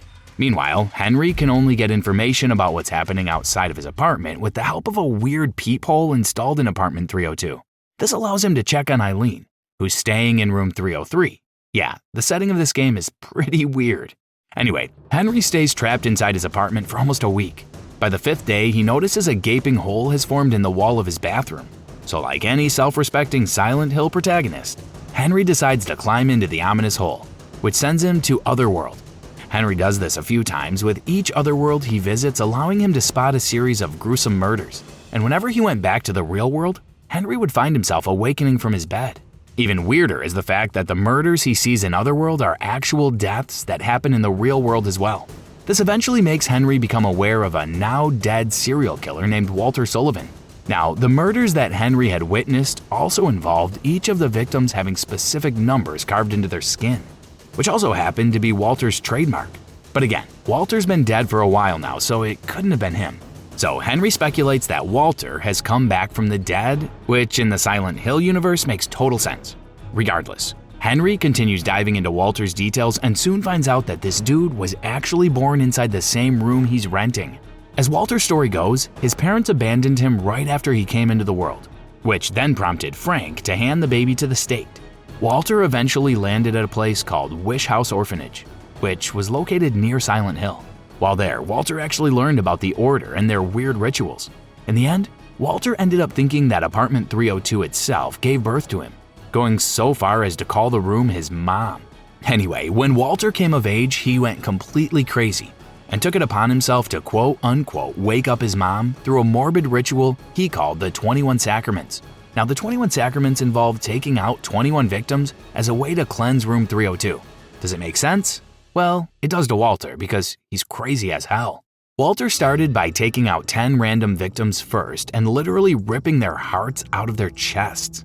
From there, the nutbag found a loophole called the Ritual of the Holy Assumption, which allowed him to be the 11th victim of the 21 Sacraments, in addition to letting him still exist in his own other worlds.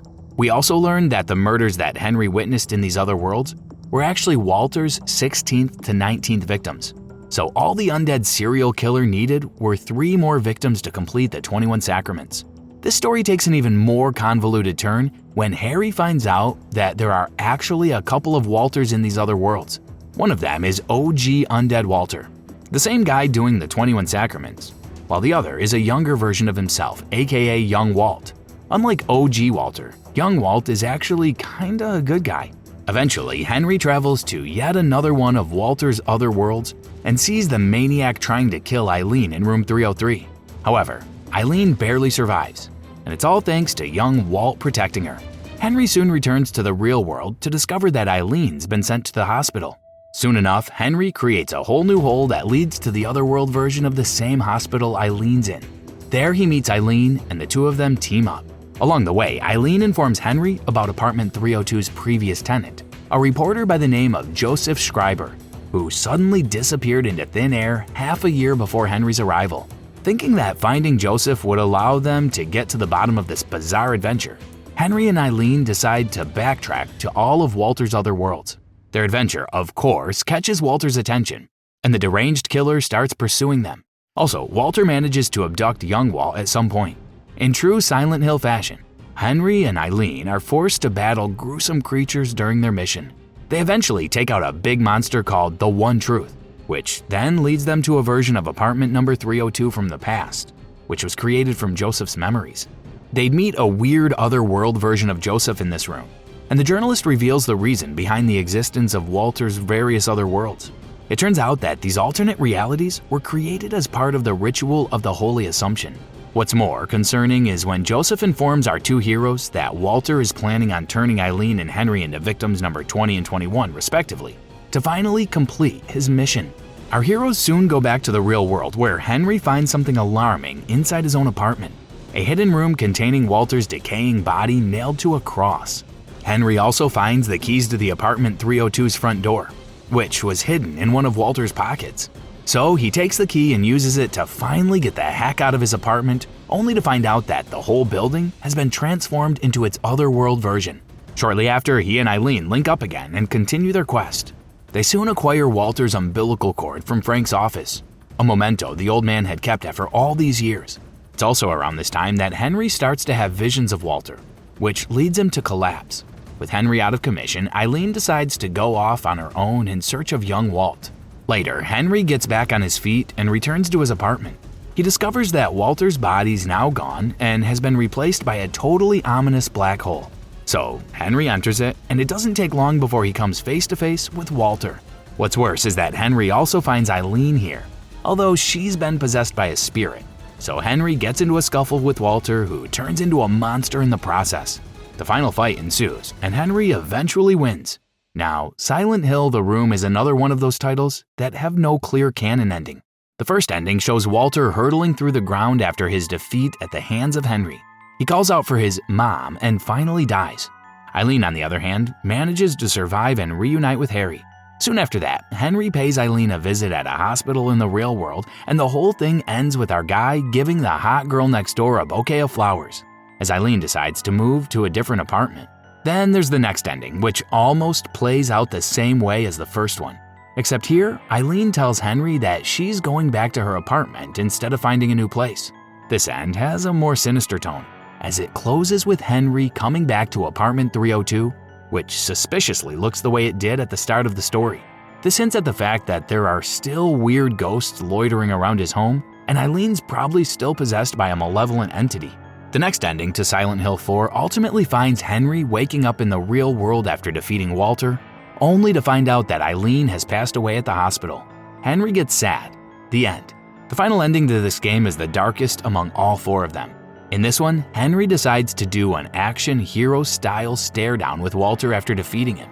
It blows up in his face, as this allows Walter's soul to transfer to Henry. Meanwhile, young Walt heads over to apartment 302. Young Walt then declares he's going to stay with his mom forever, and no one's getting in the way of that. Hey, the kid might not be a killer like his other self, but that doesn't mean he's not crazy as hell. In the closing scenes of this ending, a radio is tuned into the news, where a reporter announces that Henry, Eileen, Frank, and a few other people have died, presumably killed by Walter and young Walt. Silent Hill Downpour, early 2010s. And so we arrive at Silent Hill Downpour, which happens to be another more or less self-contained story within the series. This game focuses on a man named Murphy Pendleton. Murphy is what you'd call an anti-hero. He's a convicted felon who's out for vengeance after his son was murdered. Murphy is incarcerated in Ryle State Prison, where he strikes a bargain with one of the guards, George. This eventually allows Murphy to put hands on another inmate named Patrick Napier, an absolute creep who's done some things I can't even mention here. Anyway, the long and short of it is that Murphy kills Patrick. Not long after, Murphy and other prisoners would be transferred to a different facility called Wayside Maximum Security Penitentiary. Along the way, Murphy meets Anne Marie Cunningham, a corrections officer who's assigned to oversee the prisoners. The transfer goes awry when the bus Murphy, Anne, and all the other prisoners are on gets into an accident somewhere near the town of Silent Hill. Murphy passes out from the chaos and awakens to find himself in the bus wreckage. Curiously, no one else is there. So Murphy does what any good criminal does and uses this opportunity to make his escape. However, luck isn't on our guy's side, as Anne soon catches up to him, and the two get into a standoff. Anne ends up falling into a ravine, and Murphy goes on with his escape plan. This eventually leads him to, you guessed it, Silent Hill, where he meets a mailman named Howard Blackwood. Howard informs Murphy that the only way out of this foggy place is through the local SkyTram. During their talk, Murphy spots an eerie figure in a wheelchair. Murphy then travels to the Devil's Pit Stop, a local diner in town. While there, he notices a gas leak threatening to blow up the place. Murphy tries to stop this from happening, but ultimately finds himself transported to the diner's otherworld version. Here, our guy comes across a creature known as the Void, which, as the name suggests, absorbs everything it comes into contact with. Murphy escapes the Void, and the next thing he knows, he's back in the real world. After that, Murphy snoops around Silent Hill and goes inside a dilapidated house where he comes across Sanchez, another inmate from the bus. Murphy witnesses Sanchez setting himself on an unknown woman, only to find out that it's not a woman at all. It's a monster, and Sanchez was trying to defend himself. Murphy's interference leads to the monster taking out Sanchez before setting its eyes on Murphy. They fight, and Murphy wins. Soon, Murphy is able to get a change of clothes when he comes across a police officer's uniform. One curious detail is that the badge on the uniform has a black band on it, which means that whoever owned the badge has already passed away. In any case, Murphy is able to reach the Skytram and travel to a place called Devil's Pit Gorge. Here, he comes across J.P. Sater, who used to work as a tour guide at the gorge until he got involved in a freak accident that led to the deaths of several kids. That's because JP was a wino who liked to drink on the job. Not long after, JP takes his own life, but not before telling Murphy about a railcar he can use. While in the railcar, Murphy is transported to Otherworld, which ultimately causes his ride to go off the rails. Murphy passes out, and when he comes to, he finds himself by the gorge's exit. Soon enough, Murphy discovers that Anne survived her fall when they came across each other once again. Anne just wants to arrest Murphy, but she loses her composure after discovering the police badge he has with him. So she ultimately tells Murphy to get the hell away from her. Murphy has no complaints about it, so he does as he's told. Not long after, Murphy arrives at the center of Silent Hill and sees that it's infested with the town's patented monsters. Our guy continues his journey until it starts to rain, forcing Murphy to take shelter in a nearby empty building. There, he acquires a radio that broadcasts some of the weirdest things Murphy's ever heard. On one hand, there's this guy called DJ Bobby Ricks, who plays songs on his radio show that are specifically dedicated to Murphy. On the other hand, our guy also starts hearing cries for help from this same radio. The downpour stops soon after, and Murphy decides to look for Bobby. He comes across Howard again, who instructs him that the town's radio station is inside Silent Hill's Centennial Building. So, off Murphy goes to this place, where he surprisingly finds his parole document stuck to the building's front door. This triggers a memory within Murphy where he's reminded of the time when he and George were having their negotiations about how they could get to Patrick. At the time, another cop named Frank sees Murphy talking to George and calls our guy over. Frank and Murphy then have a conversation where he tells our guy to never trust George. On top of that, we find out that Frank was one of the people lobbying for Murphy's early release from prison, and he lets our guy know that he did this because he truly believed he was a good guy. Murphy's recollection ends and he continues making his way up the Centennial Building to look for Bobby. But it doesn't take long before Murphy gets another flashback. In this one, Murphy and George finalize their deal. George reminds our guy that he owes him, and we also get clued into the fact that Murphy purposefully got himself incarcerated at Ryle Penitentiary to take out Patrick. The flashback ends and Murphy eventually meets Bobby, who presents himself as a paranoid weirdo. In any case, Bobby informs Murphy of a plan to get out of town aboard a boat. However, Bobby says that they first have to retrieve the keys to the boat before they can use it.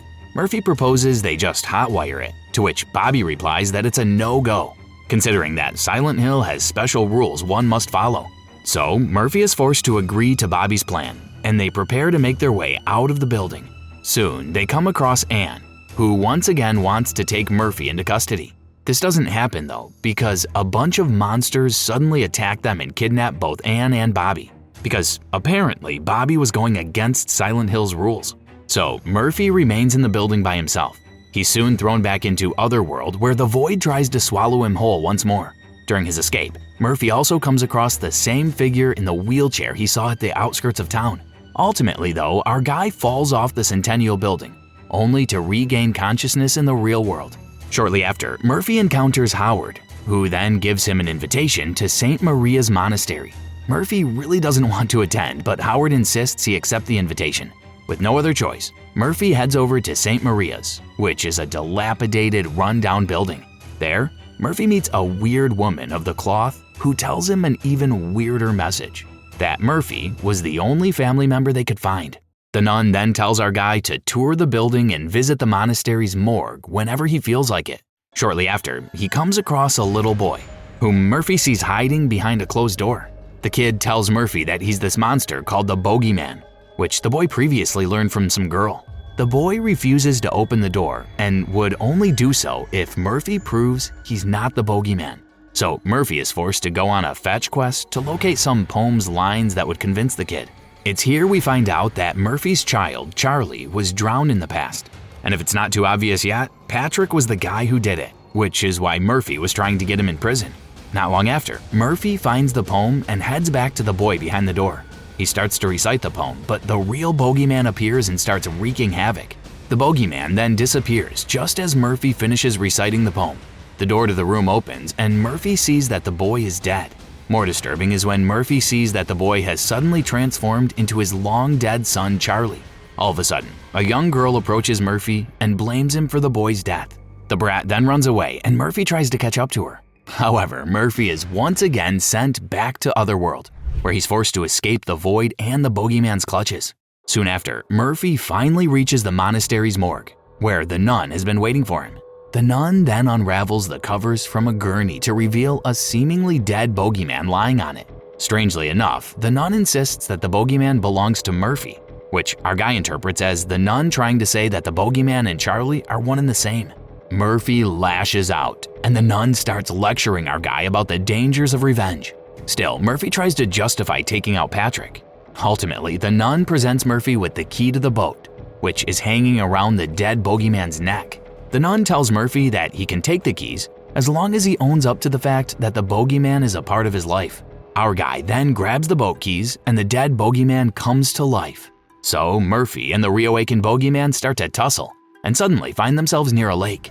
Our protagonist wins their duel and mysteriously finds himself transported back to the morgue, where the bogeyman is lying dead on the gurney again.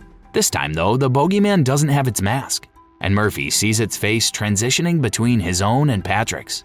Charlie then appears and consoles Murphy, leading to our guy coming to terms with the pain and guilt he's been dealing with this whole time. In the end, the bogeyman and the gurney disappears and Murphy is able to finally grab those boat keys. Murphy soon locates the boat and gets on it. He rides off in the opposite direction of Silent Hill, but his departure is cut short when Anne suddenly pops up behind Murphy with her gun pointed right at him. Anne forces Murphy to go back to Silent Hill, telling him that the only way the both of them can leave that place is if they wrap up their unfinished business. Murphy ultimately refuses to turn the boat around and simply tells Anne to just shoot him. She complies, and our tale then goes to another flashback set just after Murphy had taken out Patrick. Here we see George collecting on the favor he did for our guy. He basically asks Murphy to take out an unidentified individual inside the prison as payment for helping him kill Patrick. In the present, Murphy mysteriously finds himself inside Overlook Penitentiary, where the same wheelchair-bound figure has been watching him. The figure leaves a few moments later and Murphy's cell doors open. He then starts snooping around the facility and eventually locates a letter telling him to go to the showers. Murphy then heads over to the showers, and the whole place turns into a trippy sequence where our guy sees items like a shank, a few crime scene markers, blood, and the same police badge he got earlier lying on the shower floor. He then hears someone calling out for him. Murphy turns, but his vision is blocked by the glare coming from a flashlight the other person is holding. Murphy walks toward the light, but it disappears, and blood suddenly starts flowing from the other side of the shower room. Murphy gets out of the showers only to enter another different shower room. This time, there's a body bag right in the middle of it. Murphy investigates the body bag but is suddenly thrown into Otherworld, where he has to deal with the void once more. Murphy eventually reaches a door and opens it to find a gigantic version of the wheelchair-bound figure that's been stalking him ever since he got to Silent Hill. It turns into a monster, and of course, Murphy comes out on top of this encounter. Our protagonist is then transported back to the shower room. When he turns around, he immediately sees that the wheelchair-bound figure has turned into Frank, the good cop who warned him about George being a scumbag. It's here we get the big reveal, as we find out that George actually ordered Murphy to take out Frank in exchange for his help in the past. A flashback shows that Murphy did go to the showers that night and was surprised to see Frank there. You see, Frank was actually expecting to meet George to confront him about his shady dealings. In fact, Frank had already submitted a request for internal affairs to dig into George's illegal activities. Frank also put two and two together during his confrontation with Murphy, that George sent our guy to take him out. George would step into the showers too and urge Murphy to deal with Frank, while the good cop attempted to defuse the situation. Back in the present day, we learn that Anne happens to be Frank's daughter and that she blames Murphy for her dad's death after the events in the shower room. We also learn that Anne was the one who orchestrated Murphy's transfer to another prison so that she could get her hands on him. Now, I won't get into too much detail about what kinds of things Anne exactly had to do to kickstart her revenge plan. All I'll say is that it gets super gross, and you can learn all about it in the comic book series called Silent Hill Downpour, Anne's Story. Anyway, back to our main plotline. Anne ends up shooting Murphy, which then transforms our dude into a bogeyman. A chase ensues, and this all leads us to Silent Hill Downpour's multiple endings. Now, this tale has 6 possible outcomes, and we more or less know which one is supposed to be canon. The canon ending sees Murphy, who has now turned into a bogeyman, catching Anne. However, he ultimately decides to spare her life and let the woman go. In a flashback, it's revealed that George was the one who took out Frank. Not only that, but George was actually the one who killed Patrick too after Murphy failed to finish the job. Back in the present, Murphy becomes human again and patches things up with Anne. Anne, on the other hand, learns the truth behind her dad's death and forgives Murphy. She also chooses to let our guy free, and the two go their separate ways. In the closing scenes of this particular ending, Anne goes back to Ryle Penitentiary to meet with George, and we see her carrying a loaded pistol. I'll leave it up to you to interpret what she's about to do. I won't dive deep into the other non-canonical endings of Silent Hill Downpour too much, but what you should know is that there are a couple of endings that show Murphy was indeed the one who killed Anne's father. Then there's an ending that pretty much serves as the game's quote-unquote good ending, which plays out similarly to the canonical one, except Anne doesn't visit George at Ryle Penitentiary and instead just completely moves on with her life. Silent Hill Homecoming, 2007. Fast forward to about 3 years after the events of Silent Hill Downpour, and we find ourselves in 2007. Silent Hill Homecoming follows a guy named Alex Shepard and his, homecoming to his childhood town, Shepherd's Glen. Alex used to be a military man, and if you're wondering why he shares his last name with the town, it's because Shepherd's Glen was co-founded by one of his ancestors, a man named Isaac Shepard. Now, I've already covered this at the beginning of this video, but Isaac, along with his pals Edwin Holloway, Cornelius Fitch, and Mason Bartlett, used to live in Silent Hill before making a pact with the Order's god. In any case, Alec's story begins with a ghoulish dream, where he finds himself in a horrific triage near a battlefield. In this dream, Alex comes across Joshua, his younger sibling. Alex soon wakes up, and we discover that he's already on his way to his hometown. Oh, and the main dude from Silent Hill Origins makes a cameo here too. Remember him? It turns out that Alex hitched a ride on Travis' truck, and the man did him a solid. They eventually reach Shepherd's Glen. Travis wishes our protagonist good luck and proceeds to ride off into the distance. Soon, Alex meets up with his mother, Lillian, who has gone delusional ever since he left Shepherd's Glen. The lady keeps talking about how his dad, Adam, has left their home in search of Joshua. In turn, Alex tells his mom that he's going to look for Josh too. So our hero packs his stuff and sets out on this journey. Not long after, Alex finds out that there have been a lot of recent cases where Shepherd's Glen residents have gone missing, just like Joshua. He learns about this when he spots his old friend Al Holloway, distributing posters inquiring about these missing people. Al also hands him a radio so that the two of them can stay in touch. From there, Alex goes to Curtis Ackers, a guy who owns a junk shop in town. Curtis gives Alex a brand new gun, and things get more mysterious when Alex notices each and every clock in this place has suddenly stopped at exactly 2:06. It wouldn't take long before the series' classic monsters start going after Alex. Not long after, our guy finds himself at a place called the Bartlett Mausoleum. From there, he would drop down from its floor and emerge at the one and only town of Silent Hill. Here, Alex spots Joshua, but our guy fails to catch up to his younger brother. He also meets a woman named Carol Doyle, who sends him on a fetch quest to grab so-called memories of her. Eventually, Alex would come across Sam Bartlett, the mayor of Shepherd's Glen, who's immediately taken out by a grotesque monster. Alex ends up fighting the same creature, and of course, triumphs over it. He then drops into a hole in the floor afterwards and reemerges inside a cell. Here, he encounters Deputy James Wheeler, who decides to team up with Alex after learning that our guy could also see the monsters terrorizing the town. However, they soon get separated from each other when these creatures attack them. Alex soon links up with Al and retreats to the town's sewers. He then learns that Al's sister, Nora, has also disappeared. Alex and Al are forced to split up while in the sewers, and our guy soon finds an exit. Shortly after, James messages Alex via the radio, telling him to go and look for Dr. Martin Fitch. Alex then comes across the man and pays his clinic a visit. There, Alex finds a room that belongs to Scarlett, Martin's daughter. Our guy sees one of Scarlett's dolls and grabs the thing only to cause a reaction that inevitably transports Alex to Otherworld. Back in this nightmarish alternate reality, Alex would spot Joshua again, but ultimately failed to get his brother back. Instead, Alex witnesses Martin get flatlined by a monster that eerily resembles Scarlett. Alex would then battle this beast and win, after which he gets transported back to the real-world clinic. From there, our hero proceeds to Shepherd's Glen Town Hall, where he has a flashback to a time when their dad, Adam, gave Joshua a family heirloom, a ring that's been handed down from one shepherd to the next. We also learn that Adam told Joshua to keep this ring hidden, even from Alex. In the present, Alex gets hold of a letter that their dad wrote, which states that he, quote-unquote, had to choose one of his sons. So, wanting to get to the bottom of things, Alex heads back home to interrogate his mom. However, their conversation is cut short when agents of the Order crash into the Shepherd family home and abduct Lillian. This whole encounter culminates with Alex and a few members of the Order suddenly finding themselves in Otherworld. But at this point, Alex already knows what he has to do. So he solves a few puzzles and soon goes back to the real world. Alex then makes his escape and links up with both Al and James. The trio then decide to look for the missing Shepherd's Glen residents at Silent Hill. They soon get attacked by more members of the Order, which leads to James and Al being kidnapped while Alex barely escapes. After Alex comes to, he finds that he has drifted on Silent Hill's shores.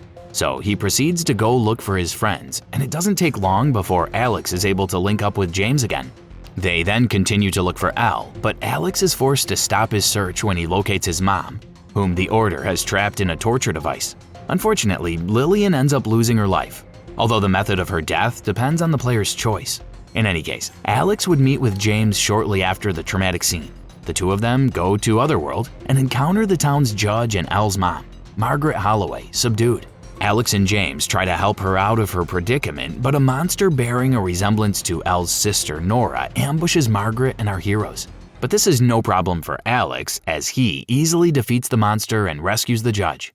Afterwards, Alex spots Joshua again. Joshua then leads Alex to a church's confession booth, where our hero hears their dad, Adam, talking about how he and Lillian regret not being able to show their love for Alex. Not long after, Alex confronts his dad, and we get the big revelation that Alex was really never in the military. The uniform and trinkets he's been wearing this whole time actually belong to Adam, who really used to serve in the military. What's more is that Adam tells Alex that he'd been institutionalized prior to coming back to Shepherd's Glen. In fact, Alex was admitted to this mental hospital for a long time. After this conversation, the bogeyman appears and takes out Adam. On a side note, Silent Hill Homecoming's bogeyman is different from the one we see in Silent Hill Downpour. In this one, the bogeyman is just another name for good old Pyramid Head. Shortly afterwards, Alex decides to infiltrate the Order by disguising himself as one of its members. Upon reaching their lair, our guy spots junk shop owner Curtis and realizes that he too is actually a part of this crazy cult. Alex does his best to stay undercover, but Curtis easily catches on to him and puts our guy to sleep with a blow to the head. Later, Alex comes to and finds himself a captive of the Order. It's also here that he finds out Margaret is part of the deranged cult of Silent Hill. Margaret would go on to reveal the full scope of Shepherd's Glen's origins, starting with that whole deal where its founding members, the Shepherds, Holloways, Fitches, and Bartletts, were originally from Silent Hill before they struck up their bargain with the town's dark god. You already know the deal, but what you probably didn't know is the specific arrangement regarding their deal with this deity. Basically, it involves sacrificing a member from each one of the founding members' families every half century. However, it's not that simple, as each family is required to take out a member of their clan in very specific ways that are just too dark and morbid for this video. Margaret goes on to tell Alex that the rest of the founding families have done their duty to Shepherd's Glen, except for the Shepherds. On top of that, Margaret has also set up a plan to take out anyone who might foil their plans, namely Alex, Al, and James. Margaret finishes her monologue and attempts to execute our hero with a power drill. However, Alex manages to free himself and drill a hole through Margaret's face. Soon after, Alex locates Al, saves her, and even dunks on Curtis in the process. The childhood friends then link up with James, and players are given an option whether to help save his life with a med kit or allow him to die. Regardless, Alex would soon meet up with Joshua, and our hero finally learns that he was the designated sacrifice from the Shepherd family. Then another flashback reveals what really happened to Alex prior to the start of our story. Adam was telling the truth when he said he was never in the military and that Alex was institutionalized. The truth is, Joshua accidentally died on a boat on Toluca Lake back when they were kids. They basically got into a sibling squabble, which then led to Josh boasting about the ring he got from their dad.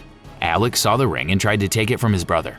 A struggle ensued and Josh ended up with a broken neck before falling into the depths of Lake Toluca. Adam then retrieved Joshua's lifeless body, while Alex's mind snapped as he started to think he could bring Joshua back to life. His father then told him to shut his dumb mouth and thanked him for ruining their pact with the Silent Hill's demonic god.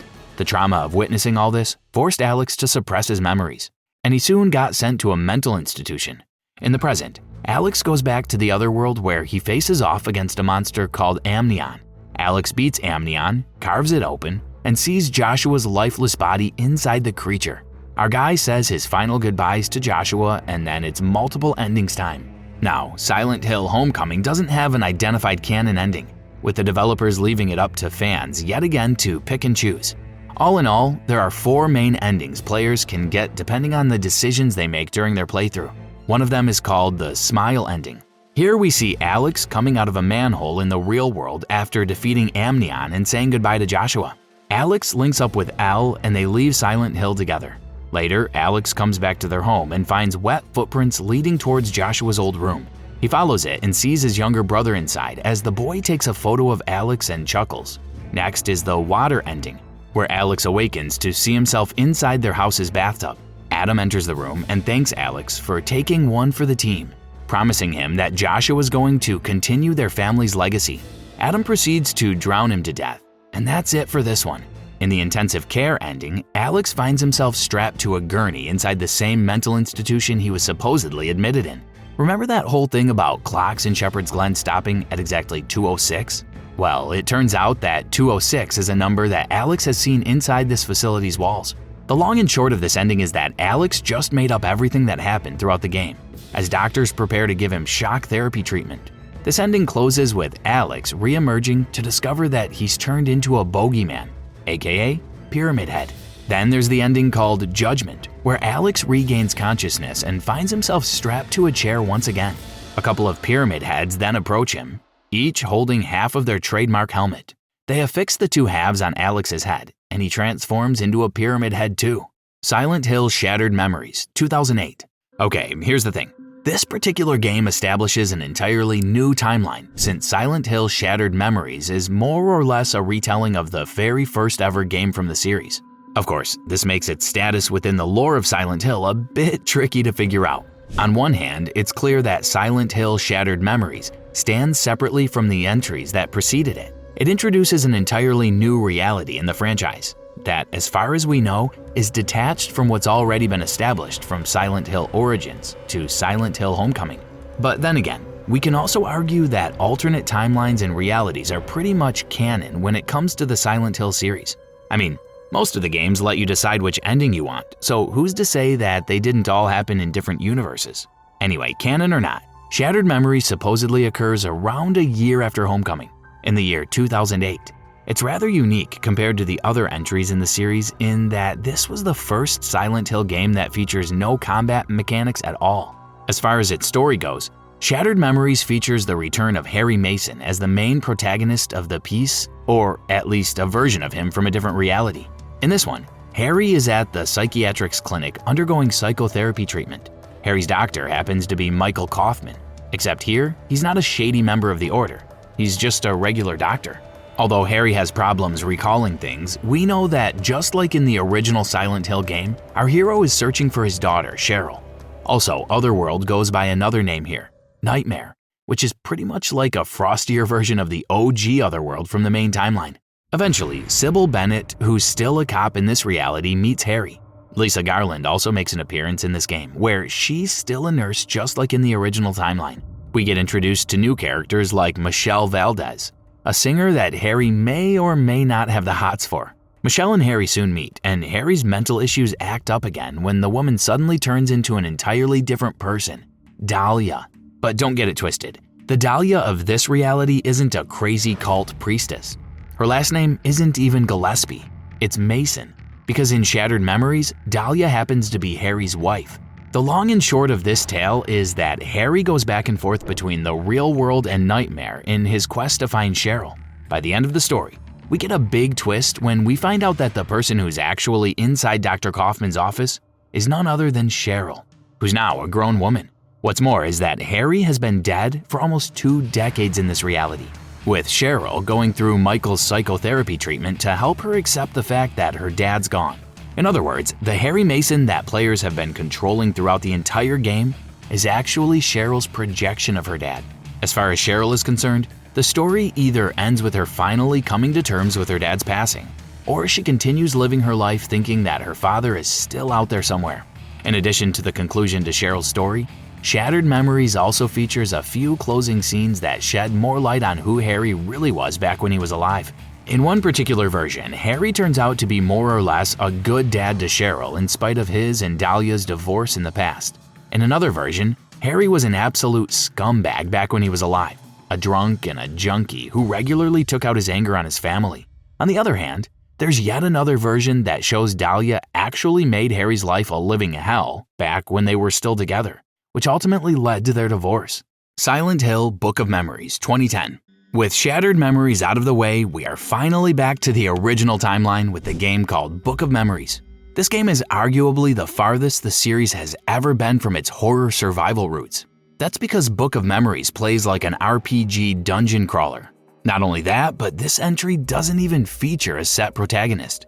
Instead, players get to make their own main character at the start of the game. In any case, Silent Hill Book of Memories probably happened around the year 2010. Our story begins when the protagonist gets a visit from the one and only Howard Blackwood. Howard hands the protagonist a tome, the titular Book of Memories, which they then discover is a journal containing their life's memories.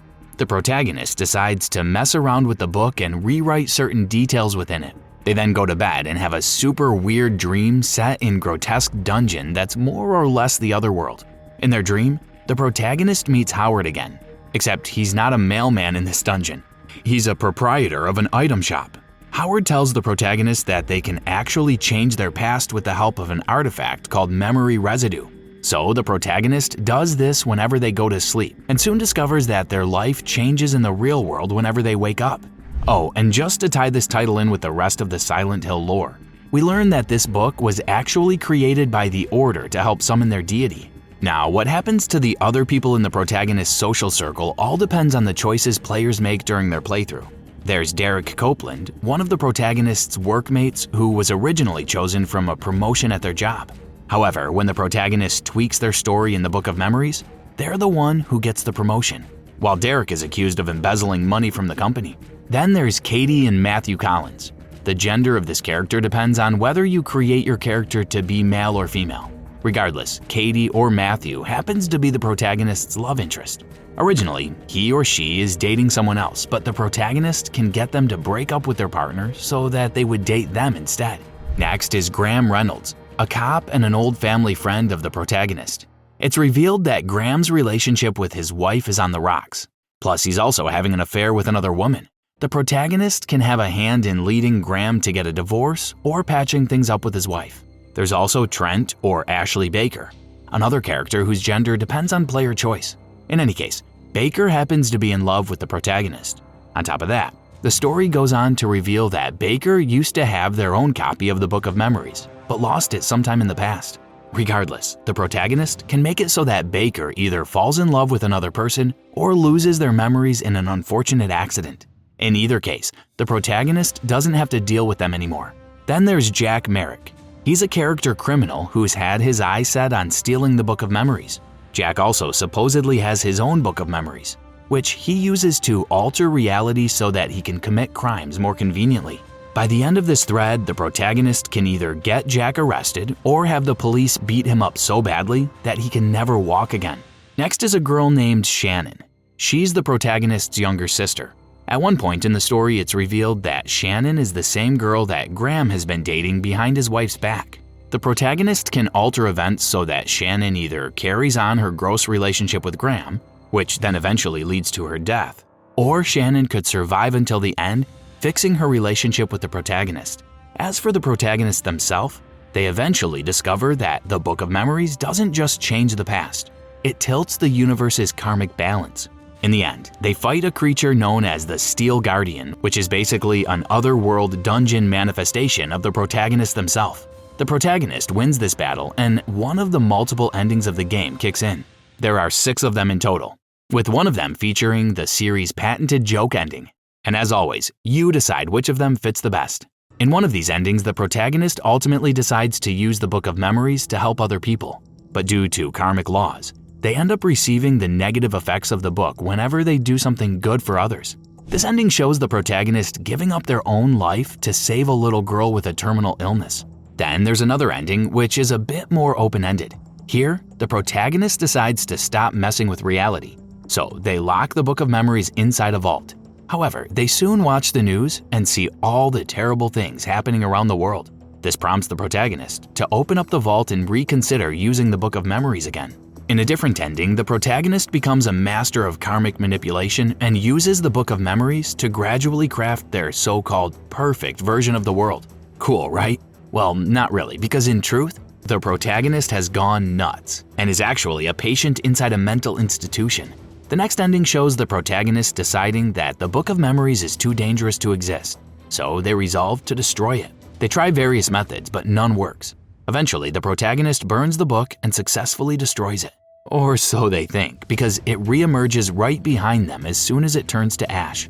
Then there's an ending that shows the protagonist becoming obsessed with the Book of Memories and using its powers for selfish gains. The protagonist ultimately becomes a paranoid sociopath shut in and gets a taste of their karma when the contents of the pages of the book start to disappear. Finally, there's the joke ending. In this one, a group of friends decides to go on vacation to Silent Hill.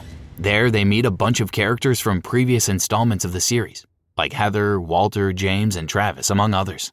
Silent Hill: The Short Message, 2022.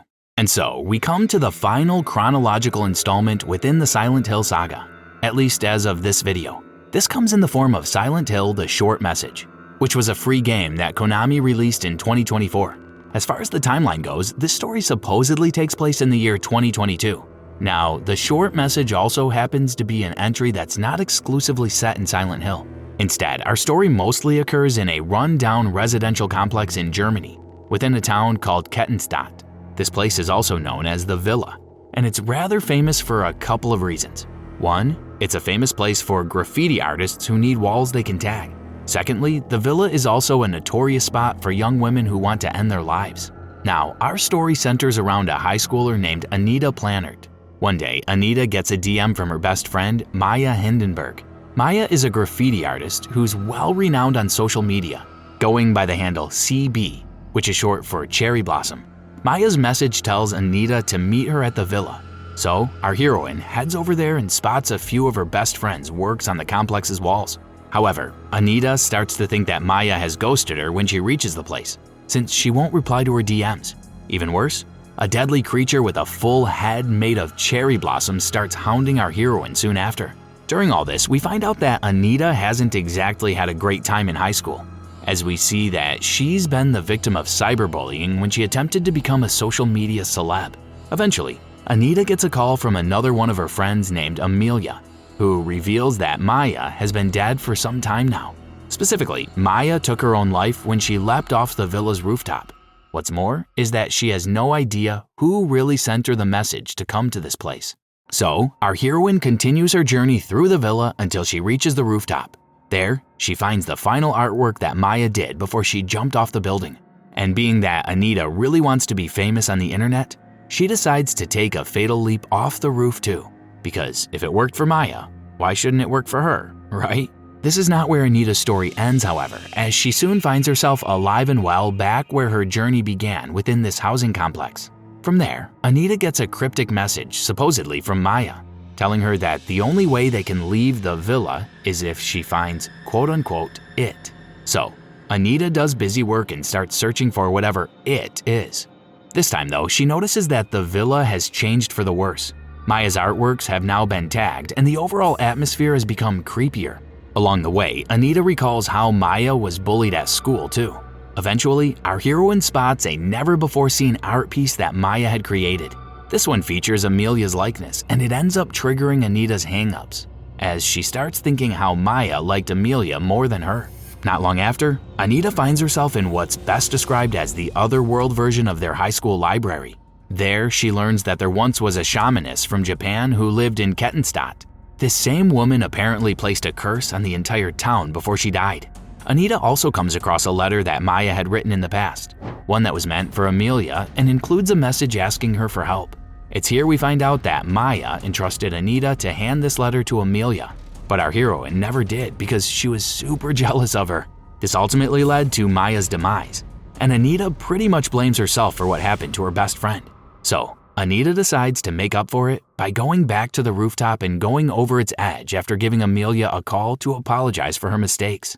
But once more, Anita just finds herself back where she started. This time around, we get to find out more about Anita's origin story, and it is super depressing. It would be revealed that Anita once had a baby brother. They grew up with a mom who, simply put, was just bad at being a mother. Basically, she was crazy and used to lock them inside a closet. This ultimately led to the death of Anita's baby brother. To make things worse, their mom even tried to shove her brother's lifeless body inside the fridge to make sure cops didn't catch her. However, Anita was able to escape and go to the police. During this particular journey, Anita also discovers that Maya had been doing some prep work to create another piece of wall art featuring Anita's likeness. This allows Anita to realize that she wasn't a third wheel in their social circle. Anita and the Cherry Blossom-headed monster then have one last cat and mouse game before our heroine ultimately reaches the villa's top floor again. Just like before, Anita thinks of jumping off the roof and gives Amelia one last call to let her know how much their friendship means to her. This time though, Anita ultimately decides to cancel her plans after listening to Amelia's words. Our heroine realizes that she's loved, and this causes the weird fog surrounding the villa to disappear, indicating that she's freed herself from her hang-ups. In the end, we find out that Anita and Amelia have left this freaky German town to go to college. Friendship wins, I guess. Silent Hill Orphan. Timeline unknown. Silent Hill Orphan was a trilogy of mobile games that was released between 2007 and 2010. Although we have no indications whatsoever that these games are canon, since you already made it this far, I might as well briefly cover them. This story revolves around a gruesome killing spree that happened at a place called Shepherd's Orphanage. Players take on the role of the survivors of this horrible crime, and eventually discover that one of them was the culprit, a girl named Karen. Karen did the deed with the help of her sibling Alessa. Now, just to be clear, this Alessa has nothing to do with the OG Alessa from the mainline games. This Alessa also happened to be dead even before the massacre at the orphanage happened. The long and short of it is that Karen, like other Silent Hill protagonists before her, forgets all of the crap she did in the past and grows up to be basically insane. There's also this character named Vincent, who's revealed to be the guy responsible for taking out Alessa and their parents by setting their childhood home on fire. By the end of the trilogy, a plot element about people's respective good and bad sides is introduced. Karen, Alessa, and Vincent's good sides ultimately get freed from the horrors they've been experiencing, while their bad sides go straight to hell. Silent Hill PT. And I just can't finish off a video like this without mentioning the legendary Silent Hill PT. Now, in case you didn't know, Silent Hill PT was a playable teaser for a brand new Silent Hill game that was unfortunately never fully released. However, the teaser itself was so good that it's still, to this day, one of the most talked about horror games of all time. So that's it, guys. The entire Silent Hill timeline explained. Thanks so much for watching, and I'll see you soon in the next one.